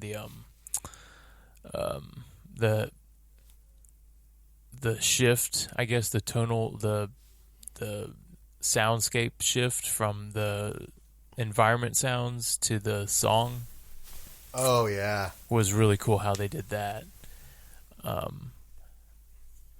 And then going into like the first person view, and I guess what's the guy's name? Skullface. Oh, Skullface, yeah. Yeah. So okay, let me just ask this. I mean, we can dive into the story stuff too. I didn't okay. want to. I just kind of wanted to get. I wanted to get Isaac's like initial thoughts before we dove in. Under. I'm sorry, Sam. Thank you good. for letting me derail your episode. You are quite welcome, as always, and never apologize. I thought it was What were you saying, Isaac? very good. Pleasantly surprised. And I kind of what do you call it? Got excited again, I guess you could say, because I had taken a break. Metal Gear Solid, Right. Dude, So I would Gets you kind of hyped, pulls you in. I would kind of argue that like this cutscene right here, at least for me, like more than even 5. This cutscene before Ground Zeroes actually came out, I think was like peak hype that I've ever had for Kojima. Yeah, Ever. I could see Was that. in that moment, and then like not like everything from here was a downward spiral or anything, but like I think every moment after this just like slowly the mystery and the seduction kind of Well, it kind of withered plateaued, away. right? Like Yeah. it maybe dipped a little bit, but like it definitely plateaued as far as Yeah. hype goes. Right. But this was like the most hyped I'd been for a Metal Gear thing in fucking forever. Yeah. I will say this cutscene has it all, essentially. It Yeah. throws everything at you. Yeah. This is Well, peak and- Kojima visual storytelling, in my opinion. Yeah. Like he does such a My good job favorite- of not being long-winded. Yeah. Yeah, and we'll like obviously talk about it a little bit more, but I just want to throw out my favorite part about I think the scene, like the whole thing is great, but I love the like when they drop the patches out of the helicopter and then they fall past Snake as he's climbing up the cliff. Yeah, one of them actually falls down Snake's love that. Yeah, pants. that was awesome. Yep. So I fucking love that. And then him rock climbing up the cliff. All right, so now let's talk about kind of like where we are. So the game is set in March 1975. It takes place a couple months after the events of Peace Walker, and you also control the returning protagonist, Big Boss, notably voiced by Kiefer Sutherland and David Hayter. For a second, I listened to that I heard that as notably worse. I was like, wow, the notably worse Kiefer Sutherland. I mean, honestly, so it's hard to really judge, right? different. Because he has a total of like 3 lines in the entire game. So, Right. It's hard to really put a rating on it. Yeah. I said more words than him in a single episode of this podcast, I think. Yeah. But yeah, so Big Boss works with military. Alessia, can you say this because I don't know how to pronounce it? Militaire Sans Frontières. Which I'm going to call MSF going forward. So I didn't roll my R's enough, but that was roughly it. Militaire Sans Sans Frontières. Frontières. Sans Frontières. Militaries Sans Frontiers. So Big Boss's job is to infiltrate an American black site on Cuban soil called Camp African Omega. American site. Okay. And it used to be used as a refugee camp for people fleeing Cuba and Haiti. It is now home to a prison that is being used for extraordinary rendition, as it has no legal recognition under the United States Constitution. And Snake's job is to extract Paz Ortega Andrade, who is better known and even more excellently known as Pacifica Ocean. Jesus. Who did not die in Peace Walker, who has information regarding the whereabouts of the person or persons known as Cypher. He's also rescuing Chico, who, if you forgot who our friend Chico is, he's a Sandinista and a former child soldier who was captured by Skullface when he went to go rescue Paz, because Former he child her. star. Mm-hmm. Former child star Chico. There's a British singer. There's a British singer named Chico, who was on, I think, like I want to say it was like the 2nd season of X Factor or something like that. Oh, really? And he just goes by Chico, and he didn't win, but like he was a one-hit wonder there for a while, and he had a song called Chico Time. Wow. And then when you like the hook of it is like, what time is it? And then in the video he like turns around dramatically to face the camera and goes, it's Chico time. Wow. Oh my god. So if you That's fucking amazing. Yeah, so just look up It's Chico Time on YouTube if you're into that. It's excellent. If you're not into that, what's wrong with you? It's a little weird. Yeah, there's something wrong with Chico. Yeah, so he was captured by Skullface when he went to go rescue Paz, who is the commander of the paramilitary force XOF, or XOF, who are in control of Camp Omega, and Snake is supported by Kazuhira Kaz Miller and Huey Emmerich from Mother Base in the Caribbean Sea. We got Kazuhiro Benedict, Eggs, Linguini, Master McDonald's, Michael Ronald McDonald's, Miller, Wendy's Miller the Burger King himself. Kazuhiro Miller. You're not wrong. So we're fucking talking into Ground Zeroes right now, and Slip it in. Gross. So the main menu, of course, of Ground Zeroes, it offers a kind of like a read, which is an 11-page retelling of the events of Peace Walker and setting up what's going on in Ground Zeroes. And there's also a cassette tapes menu. With respect to Ground Zeroes, there's nothing in there, but you can immediately listen to the briefing and setup tapes for what's going on, which is what was described in the last 2 pages of the backstory, as well as listening to Paz's diary tapes from Peace Walker. Mm-hmm. I think they just give you all of them instead of like you having to unlock anything or whatever. Find them. So if you didn't listen to them in Peace Walker, you didn't play Peace Walker, you can listen to them. They're very good. There's also some music. I think it's like 1 or 2 tapes of music. So here's the deal. I've collected all of the cassette tapes. I am not going to go into great detail about all of them. So I would just mention that up front. If somebody's like, oh, can you mention this one little shred of lore that happens on tape number blah, blah, blah. Like, we're not, I don't think we're going to do that. No, I don't think so. I think we'll just bring it up if it's interesting. You know what I mean? Yeah. So to kind of set up the story, what's about to happen, Huey seems very interested in allowing the IAEA nuclear inspection agency to check out Mother Base. And despite the fact that Kaz and Boss did not want it to happen, he agreed to it behind their backs and claims that it's so they can hide Zeke and the nuke that they have and tell the world that they're clean to assuage fears about their nuclear capabilities. And then, of course, they find out that Paz survived and is being held by Cypher for interrogation. And what they decided to do was to send Chico to Cuba with his sister Amanda, so they didn't do anything dumb because he fell in love with Paz. And, of course, Chico does something dumb, doesn't arrive in Cuba, and got off the boat halfway through his journey to go after Paz. Because he fell in love with Paz. Yeah. And he of course, sends a distress signal asking for help from Boss, and Kaz and Boss realize that it's a setup, but they have to go anyway so that Chico does not talk. And they agree that despite that the nuclear inspection is coming, that it has to be the Boss that does it because Chico and probably Paz will actually take orders from him. And then explains everything about the black site and that in the worst case scenario, Paz can die, but Chico has to come back.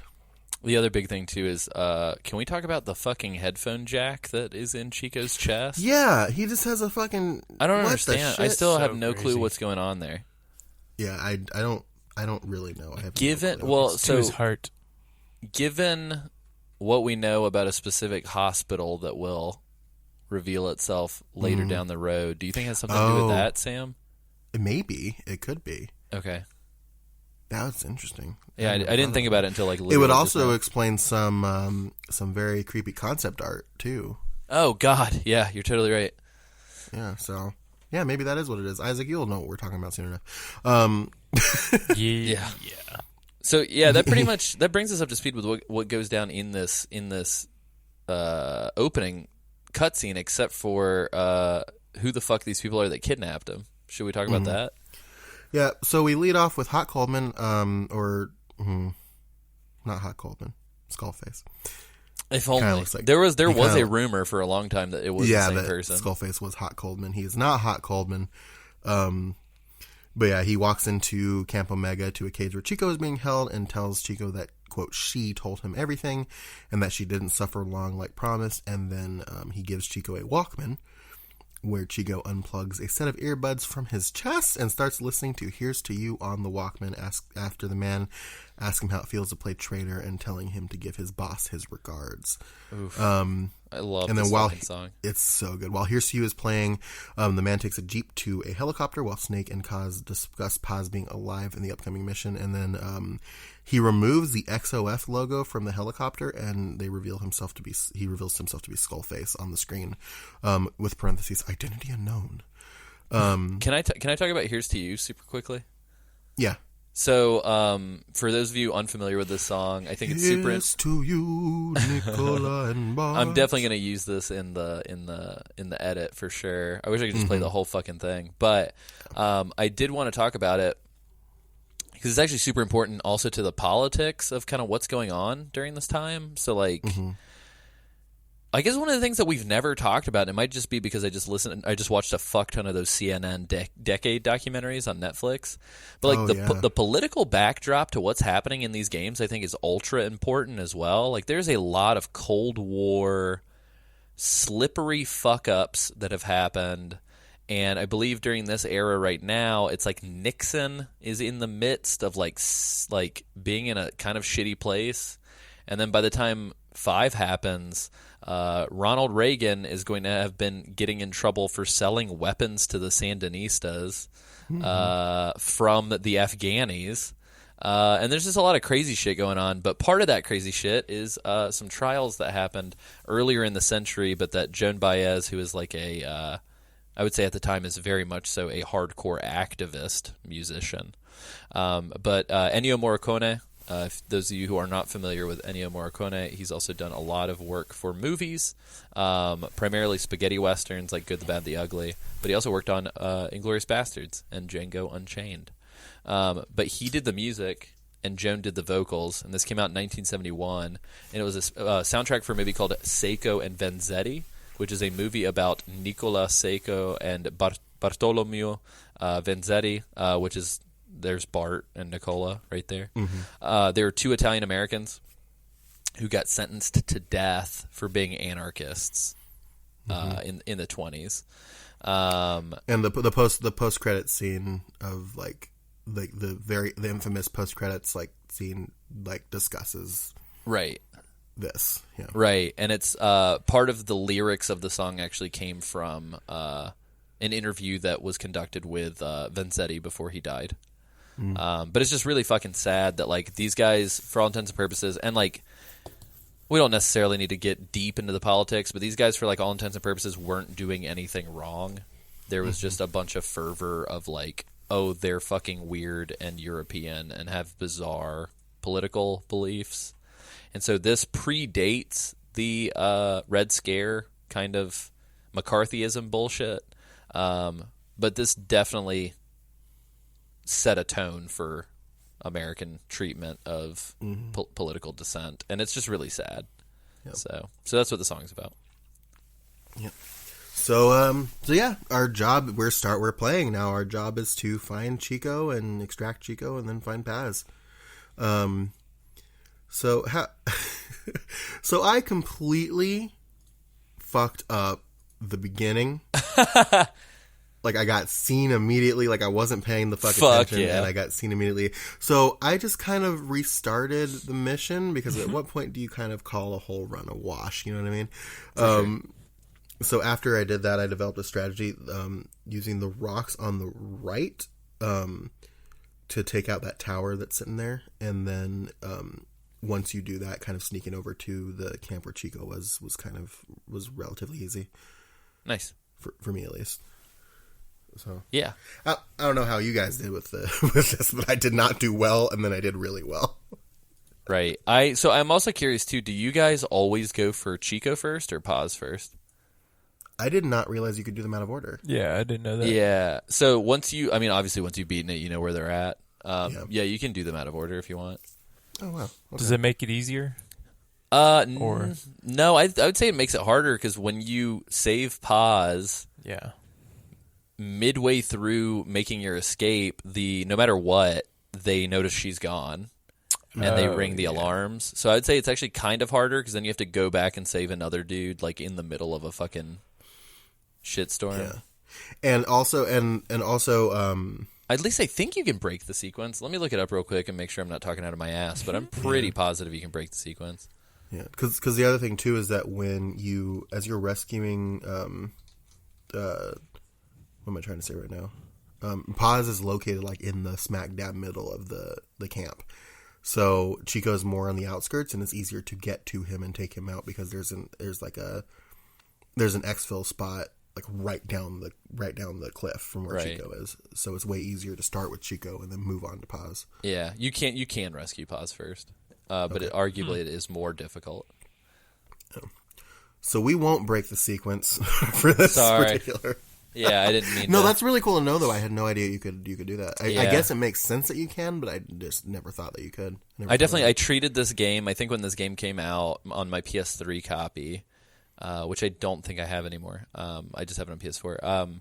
I treated this game like many of us treated the Pizza Hut demo disc back in the day. Like, that's how stoked I was for 5. So I just played the fuck out of this game. But it sucks that this game was like, I think when it came out was more than $20. I think it was like 40. Yeah. So it sucks that it was like a $40 game. Yeah. Well, that's what people were like. This doesn't feel like it should be $40, and I'm like inclined to agree. Right. I mean, I feel like if anything, it should have been like a $10 or $20 full price. I can see like 20 because like it. If you think about it, like you make it what it is, but there's not a lot to it, you know. Right. General. And we can talk about what there is to it once we get done with the main stuff. Yeah. So I played it on normal, and when you get down to where Chico is, at least on normal, there are 3 guards around the prison camp. So there's 2 on the outside of the walls and then 1 inside. And what I discovered after I dealt with it was that taking out the guard directly in front of you where you come towards his prison,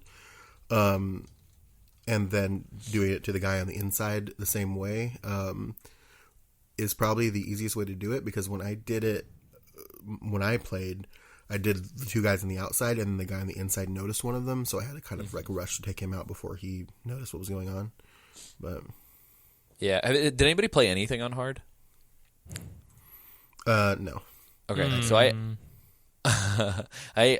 didn't S rank everything. So I got all of the Unless trophies. he's a fucking psychopath is what we're I'm trying sorry. to say. So I got all of the trophies, but getting all the trophies does not give you a 100% completion on the main menu.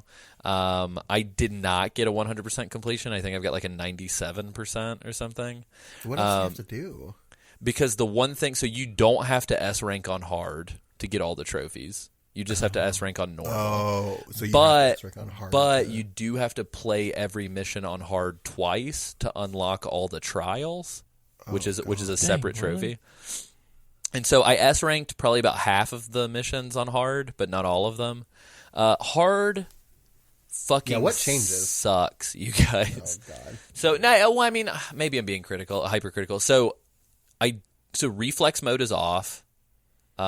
I think it's automatically off. I might be wrong. It's either off automatically. If it's not, it doesn't last very long. I know you can turn it off on the whole game if you go into the options. If you turn reflex mode off, you automatically get an automatic like 25,000 points added to every score by default, which is cool. But the guards, I swear to God, you guys, the guards can see you and hear you from fucking a mile away.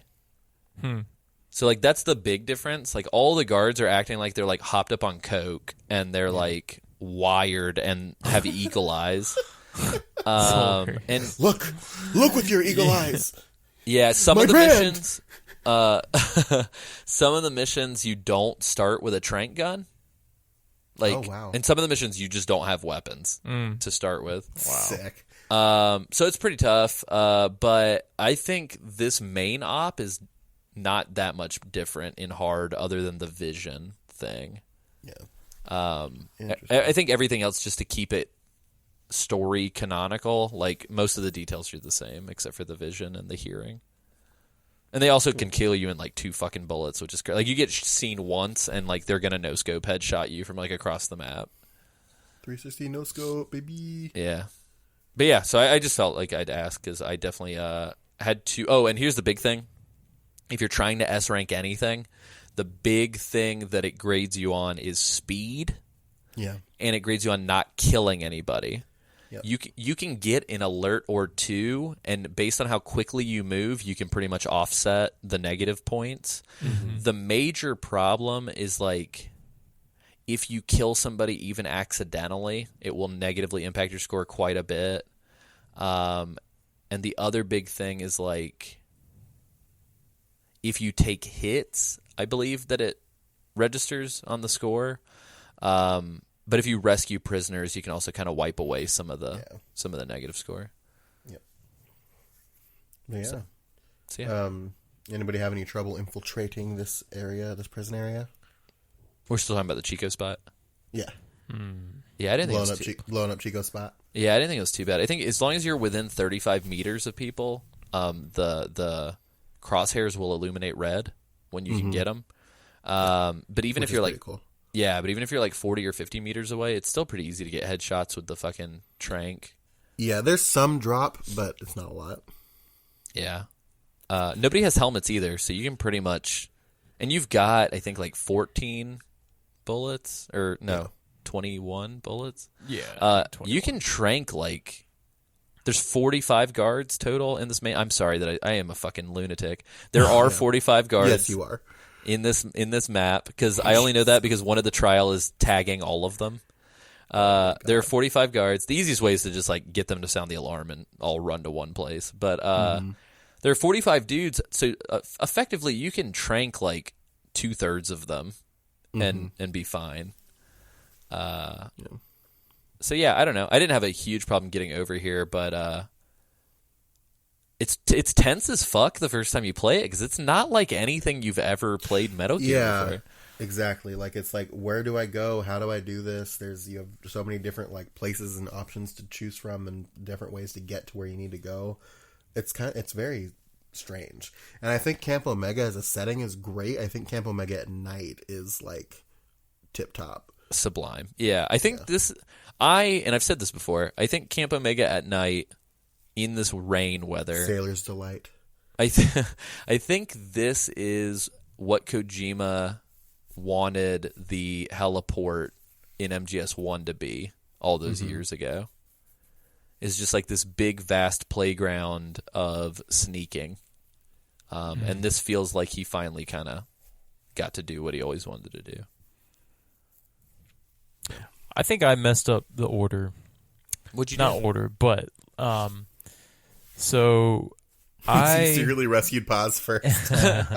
Isaac's like, I killed both the kids and got the fuck out of there.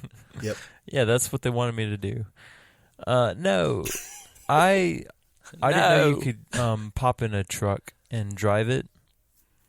So I found a truck pretty early on, and I was like, "Oh, cool! I can drive this thing." And I realized that some of the guards don't really notice you if you're in the truck. Yeah, because the truck's covered. If you're in a Jeep, they will 100% be sure. like, who's that asshole? So like I breezed past a few of the guards and got to where the prison was. Fuck, Isaac?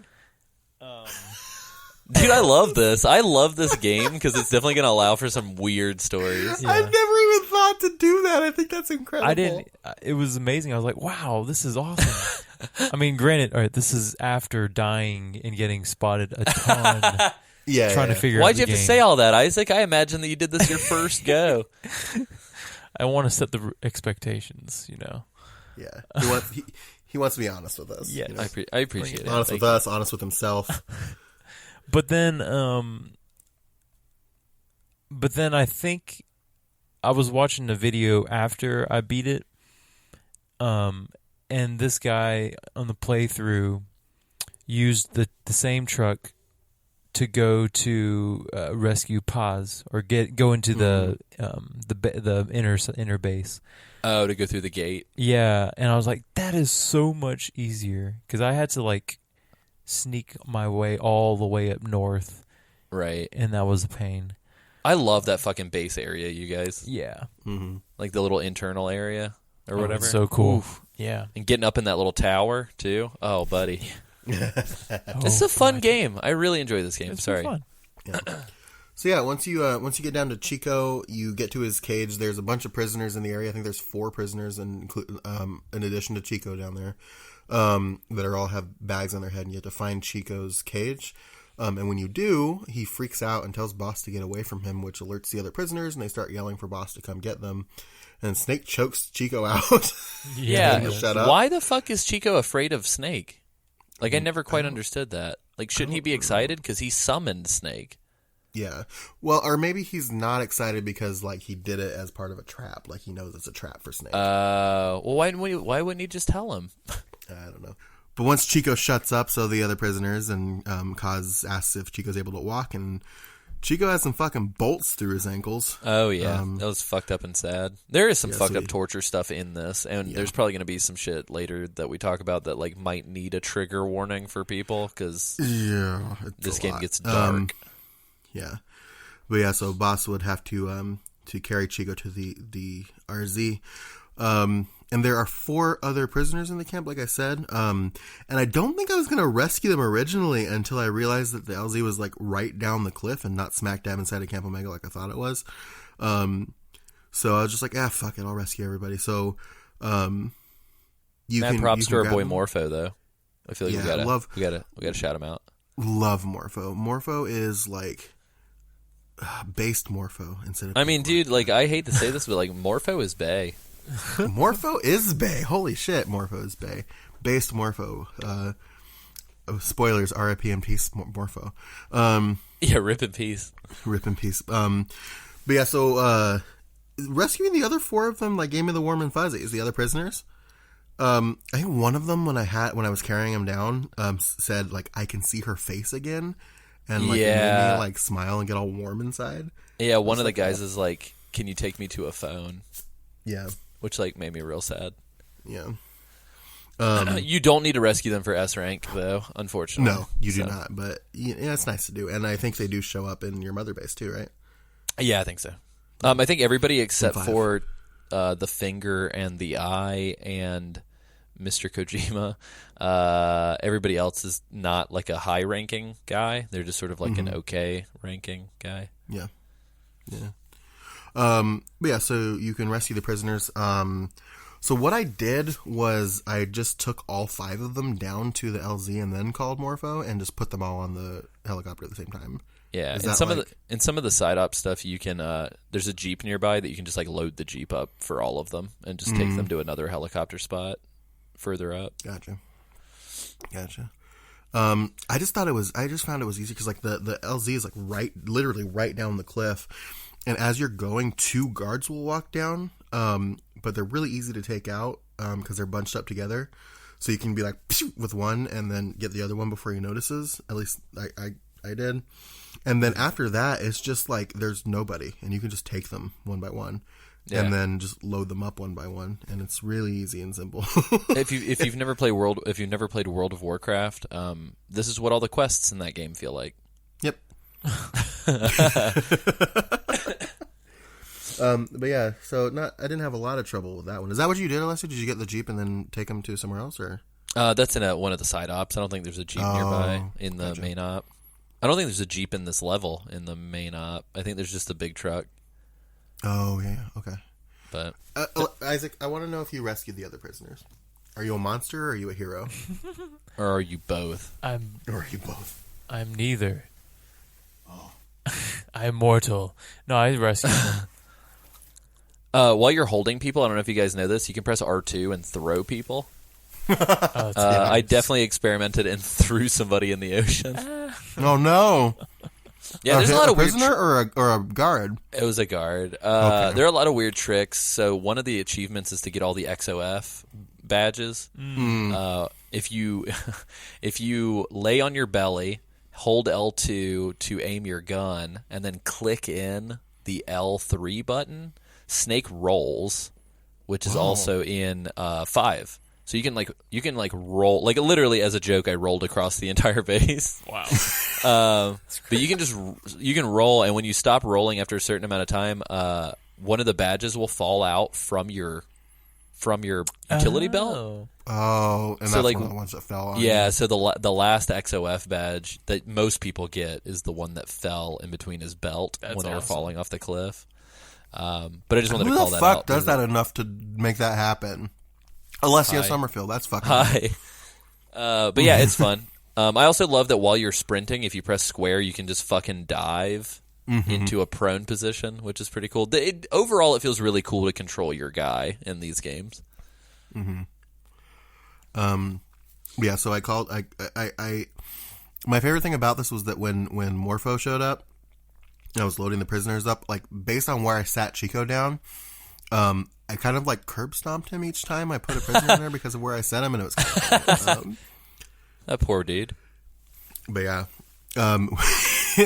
when you take him to the LZ, Boss will ask Chico where Paz is, and then Chico hands Snake the headphones, and this is our favorite tape. Oh, yeah, it's Smashing Pumpkins. Despite all my rage, I am still just a rat in a cage. But Chico will tell Snake that Paz is dead, and when he's pressed further, he repeats himself and just hands Boss the tape before putting his headphones back in. Which is, what is he listening to now? Nothing. No, I think it's the cassette where we hear where Paz is. Well, yeah. Yeah, no, but like he hands that I to see. Yeah, I see what you're saying. Yeah. The implication is that he was listening to that tape, Which and is then he puts weird his- considering one of the tapes that you can find later is the tape of the torture itself, and it's real dark, you guys. I'm glad it's an optional tape, but it's a real gross optional tape. But yeah, so you listen to. And the reason why I say favorite tape is we've been taking the piss out of this tape a couple times, just like outside of the podcast, of them just like, it sounds like a flag. Is that water? Yeah. What's This this? was primarily in our Discord, like the one and Mhm. only, I think, and Matt's What She Said and Reanimationed have all been kind of poking fun at this fucker. So when you listen to it, Kaz will be like, is that a flag? She's probably near a flag. Is that water? Hold on, I hear my mother humming in the background. Are they near my house? Like, Just like weird shit like that. it is very weird. So that'll explain something that we're going to do a little bit Oh, this is later. pre Darkness Miller. He's still a little edgy, but he hasn't Yeah. lost his beautiful blonde hair. Yeah, he hasn't lost his smile. Yeah, he hasn't been destroyed as a human. Yep. But yeah, so yeah, you get this tape, and Chico and the boys are extracted. And Crashing then, the boys. Crash and the boys are extracted. That's very, very sad. But yeah, directly up the hill from the LZ, you immediately see a truck and an American flag, and Kaz goes, "That's probably the flag that you're looking for." Yeah, in the Deja Vu and the Jame Vu missions, this flag is replaced with a foxhound flag, which is awesome. Oh, that's awesome. I do like that a lot. But yeah,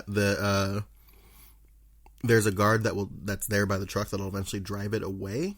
And then if you briefly follow the truck and cut left up a hill, Kaz will then mention, this might be the heliport where the helicopter and the tape was. So yeah, you're getting close. fuck following the truck. Get in the truck and lay on your belly. It'll take you right where you gotta go.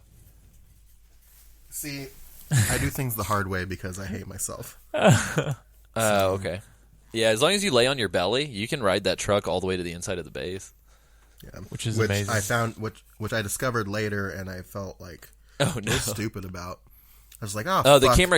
camera can still spot you if you like stand up and you're like half crouched. Oh, those cameras gave me some shit because I forgot that if you shoot them out, they will send people to investigate. Right. Well, and Papa Alessio was using that as like his sleepy time zone. Mm-hmm. Like I would like shoot it with the silenced machine gun, pull out the sleep darts, and just like put 5 grown men to sleep. Daddy says nap time. Yeah. But yeah, so now we got to get to the admin building. So what I did was I took out a bunch of bros at the heliport, and then there was a drainage ditch, so I went down into the drainage ditch, went to the other side of the ditch, and then found my way in, shot out a camera, and had a lot of fun fucking with Delta 6, who kept on coming in and out of the same place investigating shit that was happening. Right. And then yeah, went in there and found pause. Yeah. You have to do... I don't know how I feel about the unlocking stuff. Oh, like What do where you- you press triangle and just like wait a second to... Yeah, I mean, it can be tense if you're sneaking, because, like, you're like, fuck, come on, which is cool, but, like, I feel like 99% of the time, like, if I'm trying to get in somewhere, I'm usually, like, putting people to sleep or killing them or something.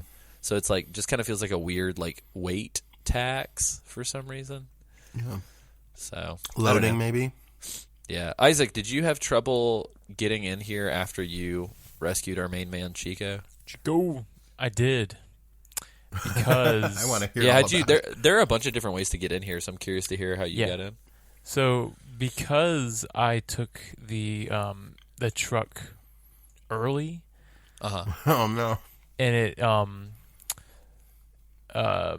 blew up. What? Why did it blow up? Blew up the truck? So I parked right in front of the prison, and I was like, "Oh, these guys won't see me." Sure enough, one of them sees me, Oh no! and he's like, "Huh? You're not one of us." And then he You're starts not shooting Theo? at the yeah. He starts shooting at the truck. Truck catches fire. I bail, Wow. and the truck explodes. And funny thing is, it doesn't respawn. I guess I don't know. I Yeah, what never do you saw think that this is, truck Isaac? again. A video game? So after I rescue Chico and the other prisoners, God bless them, I never found that truck again, and so I had to like trek my way all the way up. Had to do it the classic the way. hard way. I kind of went up the west side and up. Most people, I think, go up like where the truck path is, where the road is. Right. Underneath the bridge. For whatever reason, I went west and then up. Nice. Did you use the door by the anti-aircraft guns, or did you use the door by the big giant door? Because there's like that back door that you can go in I think where I you used, can turn the power off. Back door. Yeah. I always turned use the the power back door. off. Oh yeah, I love that little thing. In Deja Vu, when you hit that button, Psycho Mantis like hacks your video game for a second, That's cool. That's awesome. which is super neat. Yeah, so I turned the power panel off, and it turned off all the cameras. I was like, that's kind of cool. Yeah, they will send dudes to fix it though, so you gotta hunker down. Mm-hmm. Yeah. Nice. But Yeah, so get into the admin building, and you find Paz, and her hair is buzzed, and she's tied up, but she's still alive and unconscious. She looks real fucked up. I was real sad. yeah. I was like, girl, I don't like you and you did us wrong, but I wouldn't wish this on anybody. Mm-hmm. And she's murmuring things like, Yeah, Oh, she's she's just like- murmuring some fucked up stuff. yeah, it's It's just stuff like creepy. "stay away" and "pain is an illusion," and she's Yeah. also muttering that she has her stomach has something. Yeah, And she's just, like, kind of doesn't she say tails like off. it's inside me or something? Yeah, like, like she it's says that, it's like, fucking weird, man. Or she'll start laughing. Oh, Ugh, Yeah. yeah. It's really fucked. But yeah, so this inside area here has some generators that are being patrolled by some bad guys. yeah, it's a cool and spot. I like this little It area. is a pretty cool spot. One of them is walking around right outside the room where Paz is, and then two start walking down from the other side of the room, and I found this out the hard way because I got spotted with Paz. Oh shit. So I reloaded my checkpoint because I do not give a shit. Oh, that's what I wanted to mention too. I never mentioned that when I was talking about the three things that can fuck with your score. Restarting from checkpoint Restarting. can fuck your score up really bad. Mm-hmm. Which sucks. So So you have to like it does restart suck, the but- whole mission if you're trying to S rank. So I did, but I don't give a shit. So I restarted from the checkpoint. No, yeah. I wasn't. Yeah, I didn't mean to. I wasn't throwing shade. I was. No, just no, no, letting no. people- I know. I'm just saying it's my personal mission was to not give a shit because that's just who I am. Thug life. Beep, beep, beep, beep, beep. Oh my gosh. So the second time I left Paz in the cell, took care of the boys. I popped one of them, hid behind the generator in the other room, snuck behind them, choked out one, and then did the other one. I didn't have too much trouble with it. And then I grabbed Paz and started walking out. And Nice. Kaz mentions that it would be totally cool to call a chopper in the middle of the heliport, and I was like, nah, dude. So I wound up it was kind of like an extra challenge, but it almost felt easier.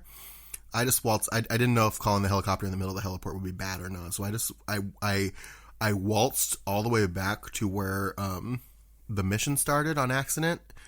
That first tower that I took out to get in, I was by there, and I was like, oh, okay. So I turned around and I went down to where I extracted Chico and those other prisoners and got her. Oh, there. weird. Yeah, you can make the helicopter meet you where the level started. Can you? Yeah. Like so. No, I did do that. Yeah, I did do that. Oh, okay. Because I was gonna say the pro tip is like the moment you grab pause, go ahead and call the helicopter. That way, it will be showing up when you get there, and just fucking sprint from the base all the way straight shot to where the level started. That's what I did. Yeah. I didn't sprint. I just kind of snuck around. Oh, gotcha. I Yeah. didn't have any trouble. Well, especially if you've got fucking reflex mode on, like as long as you've got some bullets in your sleep dart gun, like fucking book it, and then if you get spotted, just like headshot them and keep running, and you should be good. But I actually didn't. I got reflex more times on the way to pause than I did. I didn't get reflex any times on the way out. oh, that's crazy. Yeah, I know. Midway through you getting there too is like when the alarm goes off, and they're like, "She's gone," and everybody starts going ham. Yeah. But I will say one of the things I wanted to mention really quickly that was a huge thing that pissed me off every time I was trying to redo these levels. The silenced machine gun that you have, I'm pretty sure by default it has the flashlight turned on. Holy Yeah. shit, is that irritating. Yeah, it is. Because every single time I had to restart the mission, I forgot about it and would just like whip it out and somebody would be like, what? And I'm like, God damn it. And like, You just have to remember to press triangle in the weapon select mode when you're hovering over it to turn off the flashlight, which is frustrating. Yeah. But yeah, that's pretty much the mission, man. I thought, I pretty much did. I mean, I did this every way you can probably do it, but yeah, I did it that way most times. I have called the helicopter down. I have called the helicopter down in the middle, which is cool. Does it like create a big ruckus?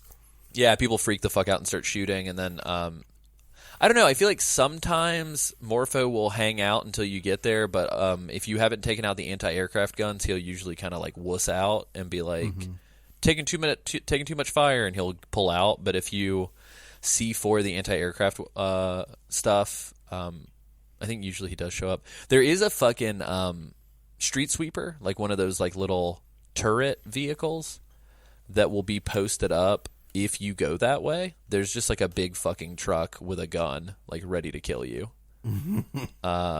So you also have to be mindful of that. But yeah, you can get it to where he'll come pick you up if you play your cards right. Do you have any trouble, Isaac, getting her out of there? In which part? At the end? Getting Paz out, yeah, extracting. Oh, definitely. I mean, who...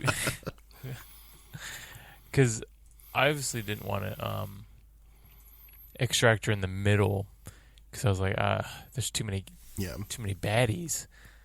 So, good instincts. Huh? I like where your head's at, kid. I said, like where your head at. Good instincts, kid. Yeah. So, sneaking around with a girl on her back is not the easiest thing in the world. Speak for yourself. No, I'm kidding. So, yeah, it was a trip, but I got it worked out with enough time eventually.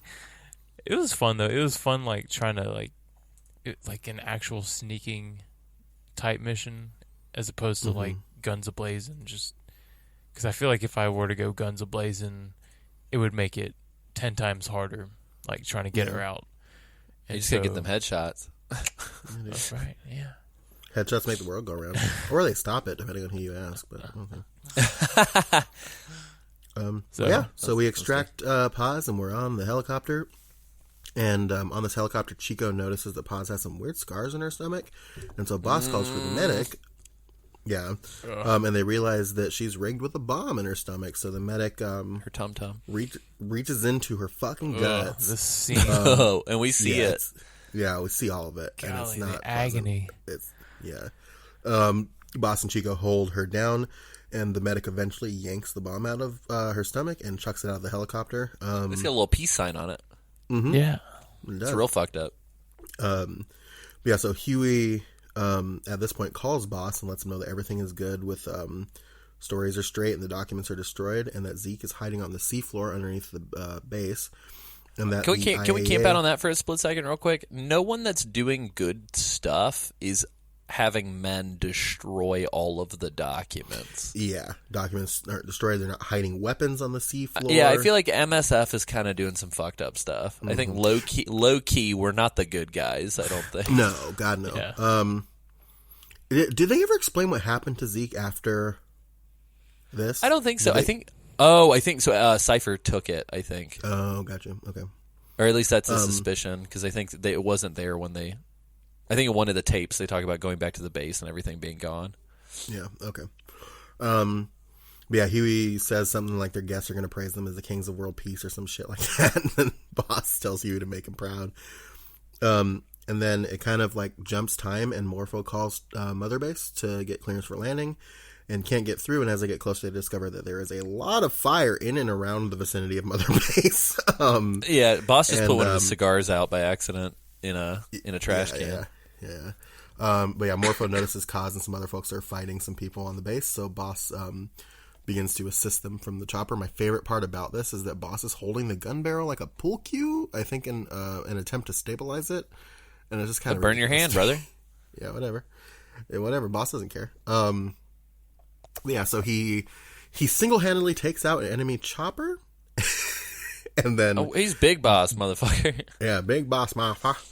And he jumps out of the chopper and begins his assault, and then An explosion happens and kind of clips Mother Base and clips Cause Snake and some soldiers, and they all move on to the helicopter as Mother Base starts to go down, and they start to fly away, and this again sets up the beautiful video game Metal Gear Survive. Oh yeah, that's right. This is the divergent point between 5 and Survive. This is when the alternate timeline takes place. This is your Jesus character Christ. gets left on Mother Base and transported to the world of Survive. And it's very we essentially re-see this entire cutscene in Survive. From a different perspective. Yeah. From a dumber perspective. Yeah. Oh So God. this is where the famous line is, and Alessio, if you could cue that here. Kaz realizes. I'll play you a little fiddle. They played us like a damn fiddle! Yeah, play me like a damn fiddle. He realized that the whole inspection was a smokescreen for this attack, and goes, "They played us like a damn fiddle," which is the best line. He played And himself. then calls the near comatose and very injured Paz a spying bitch, and demands she starts talking. And the mystery medic restrains Kaz. And then Paz starts freaking out and tells Snake that there is a bomb in her, and Snake is trying to reassure her, that tells her that they got it. But she gets up, opens the door to the chopper, and says there's another in her, and then it, like, jumps out of the chopper, and you can only assume where that other bomb is, which is just it gets reiterated in 5, and we Yeah. see kind of, and it's like, oh god. It's very. Somebody put a bomb in that young girl's vagina, y'all. Yeah. So Just gonna let that sit for a second. That's kind of. yeah, but That's she not jumps nice. out. She jumps out of the helicopter. The helicopter, or she explodes. Then, the chopper crashes into another helicopter, and then it cuts to black. And then that's kind of where it ends. Some text on the screen reveals that the media blamed the money-minded private militias for the incident. Identified the U.S. as one of the organization's top clients that caused a big scandal, which caused the Secretary of Defense to disavow the whole thing and claim the U.S. had no hand in the incident. Reports would also suggest that the IAEA and the UN had no knowledge of a nuclear expansion on Mother Base, and other countries tied to Mother Base avoided comment. The text notes that there were no known survivors and unknown casualty count, but there were reports of unidentified military helicopters in the area. And then the credits start to roll. And then you get, as they start to roll, Skullface mentions Here's to You and claims it was somebody's favorite song. And then mentions that Nicola and Bart were immigrants, wrongly executed, and that their deaths are a message that our society is one that murders the innocent, and asks who he's talking to if they believe their sacrifice will change the world. And in the post-credits, Skullface says that Cypher has been in hiding since, quote, his grand experiment, and that he hasn't been seen in years. And all that they hear are orders delivered by proxy, except that you, quote, met with him to contact Big Boss and demands to know where Cypher, and calls him out as Zero, is. And then mentions that, so at this point, this is where we find out that, if we weren't clear already based on Peace Walker, that Cypher is Major Zero from 3. Yeah, I think it's safe to assume he's talking to Paz as well, because Paz is the one who becomes. She responds, and it becomes very clear in a second that he's talking to Paz this whole time. Right. He mentions that he's never known choice or the freedom to choose for himself, but that she is free to do as she will. And then Paz responds and says that, and asks if telling him where Zero is would save Big Boss. And Skullface says it may. And then Paz asks if he'll really kill Zero for her, and then he says he won't do it for her. And Paz agrees to reveal where Zero is before the clip cuts. And then they play the trailer for Phantom Pain, and we are out like shout. And that's the main mission, Ground Zeroes. Right. We should probably talk a little bit about what's in that trailer, though, because I don't think they showed it again in 5. Before that, though, I do want to make mention of a really, really fucked up thing that kind of, for a little bit, got Kojima in hot water for this game. Which was the tape that I alluded to before. There's a hidden tape in the game. I cannot remember which exact one it is. That essentially is an audio recording of Skullface, like, sexually abusing Paz, like in real time.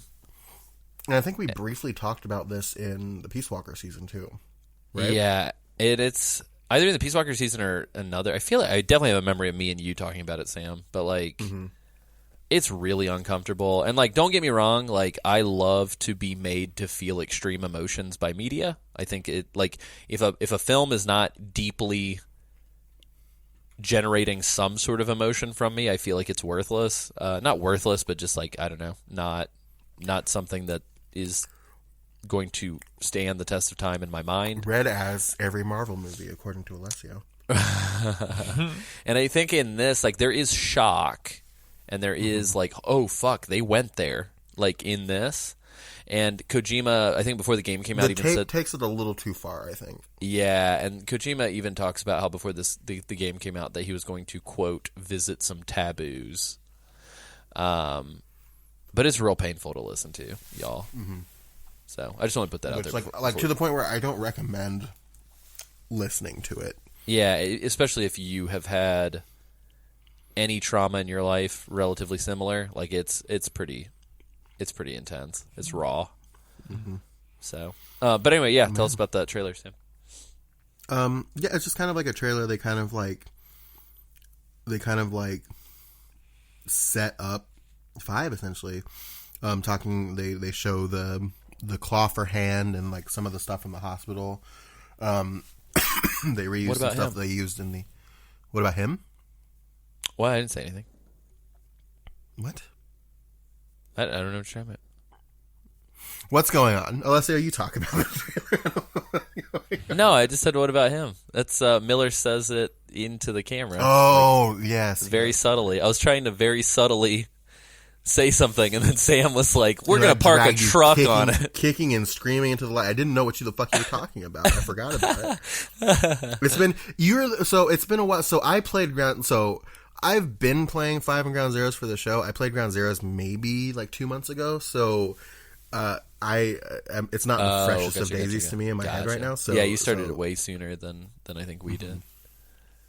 Nice. So, yeah. Did you enjoy Ground Zeroes when it first came out, Sam? Did I? Yes, I did. Oh, okay. I played through and had a lot of difficulty with the main mission. And then I don't think I did a lot of the side ups, if any. So I had a very bare minimum experience. I did a lot more with it this time through. Gotcha.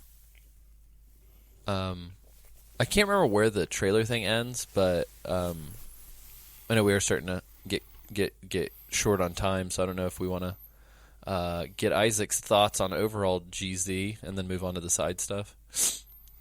Yeah. Do you remember what rank you came out of it with, Isaac? I came out of it with an A, which I thought was pretty good based on... the worst possible rank. So, I took this one real slow for whatever reason, and I did it over the course of a couple days. Whoa! You can't even... Is there saving in the middle of the mission?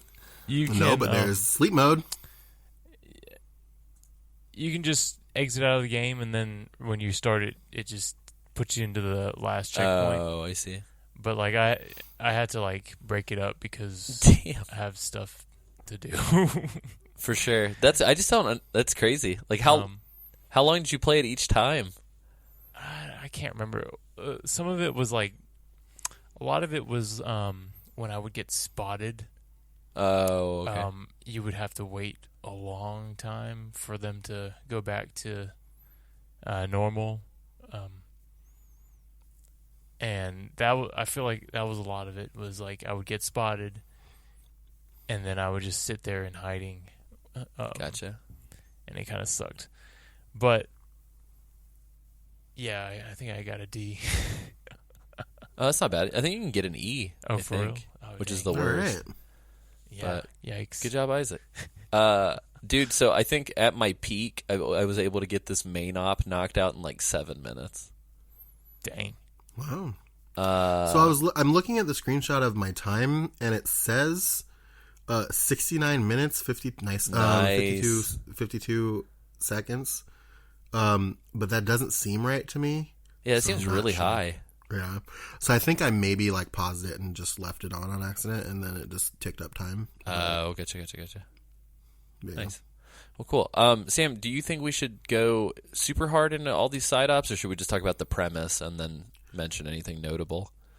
Yeah, we'll talk about the premise a little bit. We're running I think late. the big ones are I think the big ones that we should definitely camp out on a little bit is Deja Vu and Jamais Vu for one very specific reason that I think I told you about or alluded to, but I don't know if I ever told you what I meant. And then I think we also should talk about Intel operative extraction, because we brought that up a little bit earlier. I did want to mention, I made a joke in my notes as we discussed that I do that sometimes. That one of the missions called Eliminate the Renegade Threat, where you have to eliminate 2 soldiers who are a sniper-spotter duo named Glaz, the eye, and Pellets, the finger. And I was looking at some of the mission data, and the eye is a black man that is probably somehow the man Sigint was based off of. And then I wrote down... Les Sigint, tell him. I tickled myself with that one. That's awesome. But yeah, so there's a couple of side ups. There's that one, Eliminate the Renegade Threat, where you have to take out those 2 the sniper spotter duo. You can extract them or kill them. Yes, you can extract them, and Kaz gets a little weird about it, but you can extract them. Pissed off. And they'll show up later on Mother Base in 5 if you do. You have Intel operative extraction, which we will camp out on in a second. You have classified Intel acquisition, where you have to find some hot goss. Yeah, it's just a tape, right? You either you have to find a Intel agent that's disguised as one of the soldiers, and he tells you where to find a tape. There's 2 ways to finish this, which is weird. So you can either get the tape from a random guard who's downstairs, or if you run up to the tower, there's a camera, which sucks that you got to deal with. But if you run up to the tower, you can just grab that tape, which is a completely different tape for some reason, and it'll work. Tapes. Yeah, it'll work, but Kaz will mention at the end of the mission that he wonders if there's there should have been a tape that has a detail of the entire plan, and Kaz wonders if they missed a tape. And right.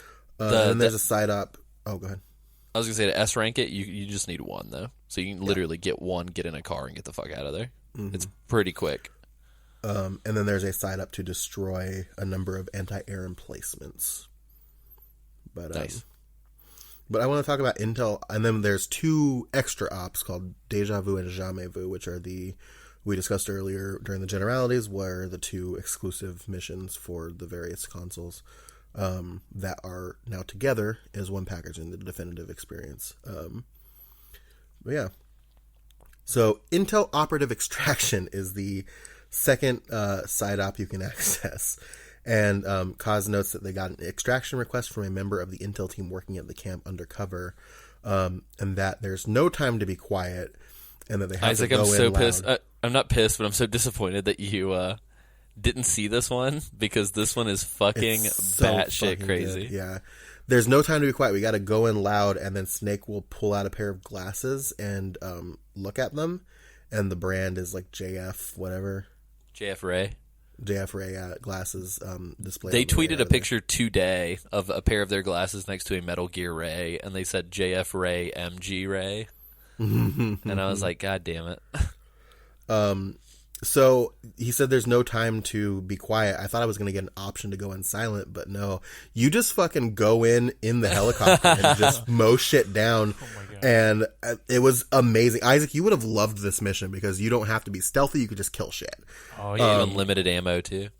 Yeah. So you just mow down fucking people in a chopper, and it's very badass.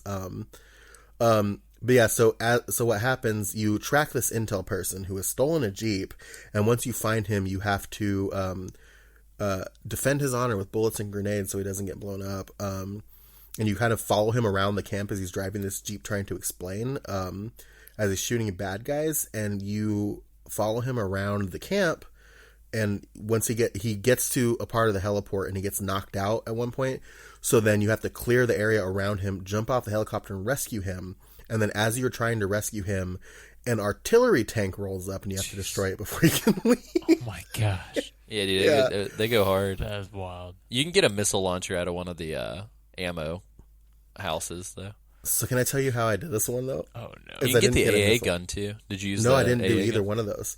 All right, so listen to what I did. So I had to restart because I hid Hideo behind it's Hideo Kojima, Isaac. Yeah, so there's a Spoilers. reveal at the end that the guy Yeah. you're rescuing is Kojima.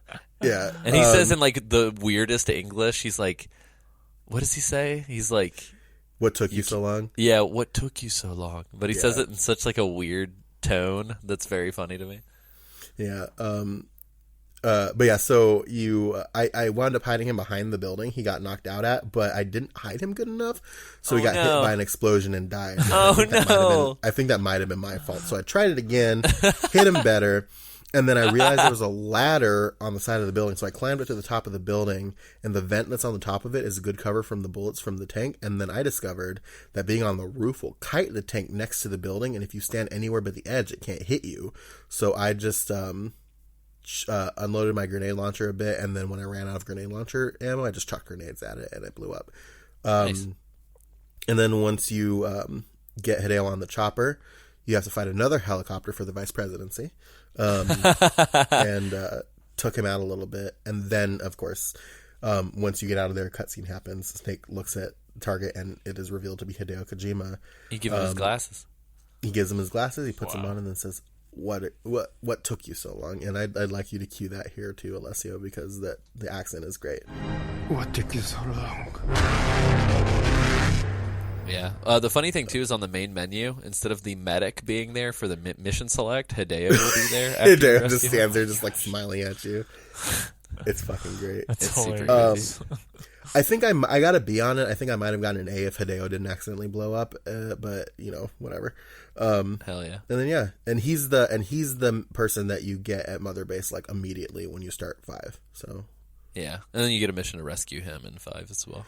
yeah, so if you didn't play Ground Zeroes, you have the mission to rescue him. My favorite part about it. Oh, is it's that only if you didn't play Ground Zeroes? Well, no. That's the thing. So you get a mission in 5, a side op in 5 to rescue him, assuming that you didn't play Ground Zeroes, I think is what they put it in there for. Oh, I see. But if you rescued him in Ground Zeroes and transferred him over, you still get the mission. So it's like Hideo So you get going 2? in as like, So you get two Kojimas? Yeah. No, I checked it out. You only get one. Oh, fuck. There's only I was gonna one say, I want Kojima. twin Kojimas. Yeah, he's in the same place in the same spot, tied up the same way that Kaz was at the beginning of 5. Light it's spoilers. It's very strange. Light spoilers, but we'll get there next week. Sam, yeah. did you play Deja Vu and Jamais Vu? Do you want me to talk about them? Talk about them because I don't think I unlocked them, so I would like you to because Okay. I don't know what Jamais Vu is. I don't think. Okay, so Deja Vu is you play as, and I'm not quite sure where people are getting these like skins or if they're mods or what's going on, but I've seen images of people like playing Deja Vu as like OG PS1 Snake. But Deja Vu, what it is you get dropped on the island, you have no weapons, and the whole thing is to recreate scenes from the past with photographs. Or not photographs, but like just to recreate scenes from the past. So like there's not a lot of guards, and it's really just like goofy nostalgic Easter eggs. So one of them is like you'll hide behind a cargo container and you'll see the camera, and Kiefer Sutherland will be like, a camera? And it'll just show you the MGS1 thing. And that's why it was restricted to like the PS version, because it's just using a bunch of Shadow Moses stuff. What's cool as fuck is like even Miller, when he's talking to you when you first start the mission, he's like, the Fox Archipelago off the Alaskan island or something. And if you look carefully, instead of rain, there's like little tiny snow particles blowing in the wind. Oh, that's awesome. And even some of the music is like in the same vein as like MGS1. It's real cool. And so it's like some of the other ones too is like there's a Hind D on the helipad, and if you get close to it, it'll be like a Hind D. You can run between 2 spotlights and pick up an item, and it'll count as like a memory. You can hit the button to make Psycho Mantis appear, which I told you guys about. There's an Easter island head in the basement that you can destroy or take a picture of. I believe some of the other ones are there's a tank that's just idling, and you can throw a grenade into the top, and a dude will fall out, just like in MGS1. There's a couple other ones, I think, but the last one that typically people get is if you go through this vent, there's mice, and Miller will be like, Alaskan field mice, and then he'll cough, and he'll be like, wait a minute, never mind.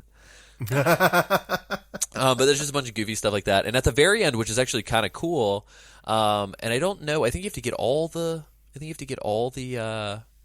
memories in order for it to trigger. I'm not quite sure. S ranking it, you only have to do like 3, and you just have to do it really quickly, so I never got it. But I did get it the first time I played it on my PS3 way back when. There's a trivia quiz. Like Miller quizzes you on Metal Gear facts. And you have to get the answers right to like pass the mission, I think. That's cool. Which is cool. Jamais Vu is very similar, except you play as Raiden from Rising. Oh. And you get dropped off, and when you sprint, he sprints like he does in Rising. And you're just like armed to the teeth, like right off the bat. And you have to scan every guard on the island. There's not a lot. But you have to scan every guard because there are snatchers hidden among the guards. Oh. And so Miller talks about how the snatchers crash landed on the island the night before and then took the bodies of some of the Marines and like now they like walk among them. And so you have to target, you have to not kill the humans, but you have to kill the snatchers. And then at the end, as you're getting picked up by the helicopter, you get attacked by like an army of snatchers, and you have to like fend them off and shoot a bunch of helicopters down and stuff. It's pretty sick. Yeah, it's pretty cool. But the big thing that I wanted to talk about, because I think it's a huge deal, and I believe you can find it in either Deja Vu or Jamais Vu, but I found it in Jamais Vu this time. If you go into one of the ammo houses that you can go into, there's a silenced machine gun that's sitting there, but it has a weird colored flashlight. And if you pick it up, you'll notice that on top of that, you'll notice that there's some weirdly colored spotlights. If you aim the spotlights at these weird black ovals on the side of some of the buildings, you'll create the Fox logo for Kojima Productions. But with this gun, and it has the same color light as those, it actually erases shit. And so you'll see logos for every game in the franchise. I'm talking like Acid, Ghost Babel, MGS1, MGS2. Whoa. If you shine the light on the games that Kojima directed, the logos get erased. Oh. And Miller says... Is it like the same thing that Skullface uses at the beginning of the main... Yeah. And the crazy shit is Miller will say stuff like, and I'm just paraphrasing, I don't have the exact quotes, but he'll say stuff like, they'll forget you. They'll forget me when I'm gone.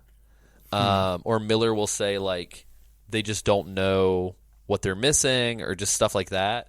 But then if you shine the light on games that Kojima did not direct, Miller will be like, Ghost Babel, who even cares about that, or something, and it won't erase the logo. And so like, it certainly sounds like something that a man unconcerned with his legacy would do. Right. It certainly sounds like a thing that a man who thinks he's going to get fired will probably put into this game. And so I kind of feel like he knew it was coming way before we did. Yeah. It's real weird. But yeah, you should definitely try it just to get the experience of like the weird dialogue. But yeah, so I don't know. I did all of them a bunch of different ways, and they're fun. Most of them, if you do them efficiently, I don't think any of these missions really take all that long. I think... No.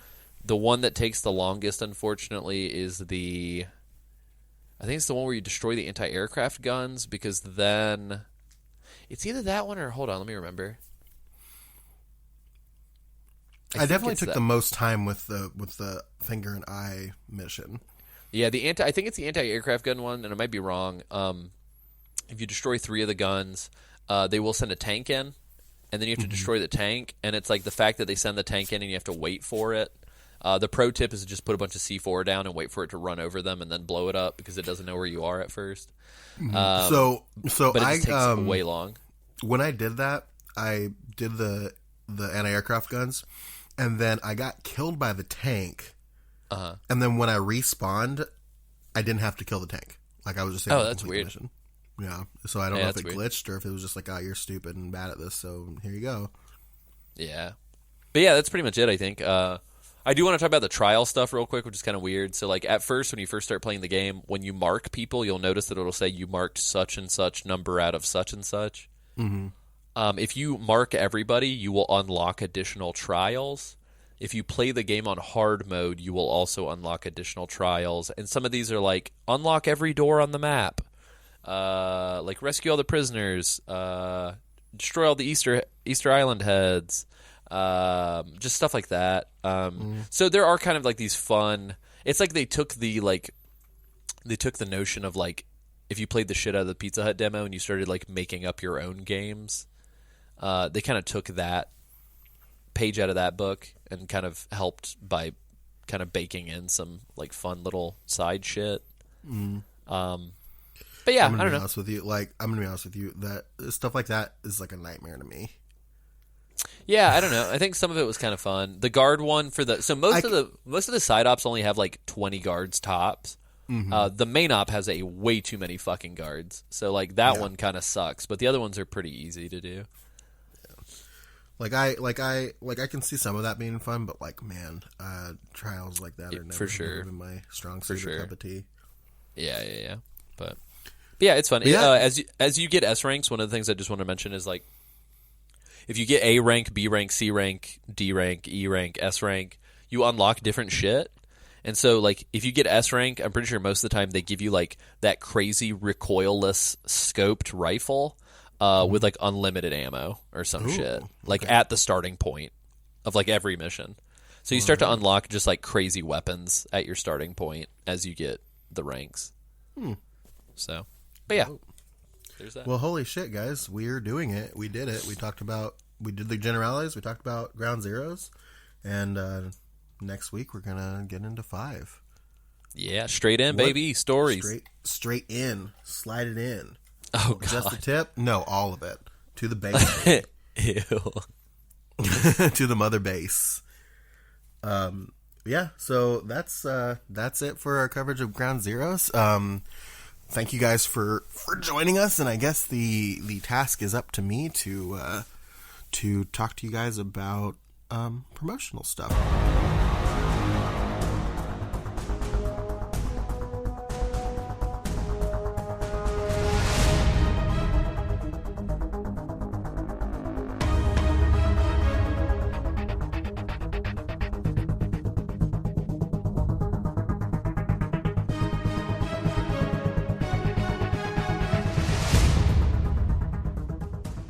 We talked about it, we've alluded to it. You can, if you care to donate money to the cause, you can go to patreon.com/MetalGearMondays and join us there. We have several different tiers. The $1 will get you access to, like we said, our Discord server, where we have a lot of people in there that are hanging out and talking and chatting and having a good time, and it's very fun. Our Discord hotline, there are lovely singles waiting for you. I don't want to. I'm kidding. Icky. And then you will also get a code for 15% off the Metal Gear Mondays merch store, which you can get by going to bit.ly/MGM store. $2 or more per month will get you that, plus a special patron-only podcast we call the Patriot Club, where we just kind of talk about random stuff that's not related to Metal Gear, games and topics and weird, crazy stuff, and it's a fun show to do, and I enjoy doing it. And yeah, that's kind of like a pretty popular tier. So check out patreon.com/MetalGearMondays and check out all the tiers we have on offer. See what seems right to you. If you do not have the money, or you don't care to donate money, that's totally fine. If you don't believe in money as a system. If you don't believe in money, if you think the government's trying to steal your money and you only keep cash under your mattress, that's fine too. You don't trust the banks, that's fine. What am I doing? Why am I doing this? I don't know. Who are you describing? Who hurt you, Sam? Nobody in particular, just in general. It's a trope of certain people. People that don't trust the banks and keep their money in their mattress. That's the thing that people do. What was I talking about? Oh yeah, you can if you care to, go on iTunes and review us, rate us, subscribe us, subscribe and review on other various platforms that allow that. Go on Twitter, follow us at Metal Gear Monday, tweet at us, use the Metal Gear Mondays hashtag, all kinds of stuff. Go to facebook.com/Metal Gear Mondays and like that page. We post some new stuff there and all kinds of cool stuff. Instagram at Metal Gear Mondays, where we post clips from the show and just funny memes and stuff. You can check that out. What other things? MetalGearMondays.com is like a hub for all of this stuff. So if you forget any of those, just always remember MetalGearMondays.com, and you'll get to everything. Let it be your guiding light home. Let it be your guiding light, your North Star in the darkness. Alessio, where can people find you on the internet? People can find me. Is it weird that I asked you that? No, I think it's fine. One of the things I want to make mention of is if you're listening to this on the main feed, it is far too late for you to submit your video for the Patreon $5 plus tier auditions for the special trivia episode 100. Yep. I should have. If you're listening to this on the Patreon feed, like, hurry up, my dude. Yeah. If you're listening to it on the general feed, what are you doing, my dude? But yeah, you can find me at AC Summerfield on Twitter, acsummerfield.com. Real quick, I don't know if we ever got this out of our boy. Isaac, did you have a good time with this game? You still there? Isaac? I think he fell asleep. Oh, shit. We got to keep this in. We made somebody fall asleep on the podcast. You might be having technical difficulties. Hi, I'm Isaac. I had a great time with this game. And I approve this message. And I approve this message. Did you say where they could find you? Did I miss that? Yeah, it's acsummerfield.com, at acsummerfield on Twitter. Gotcha. Isaac, where can they find you on the internet? You can find me online, doing the thing, and doesn't have a twit.com. Nice. Twitter.com. Sam, one of the things that we talked about that I don't know if we've actually done yet.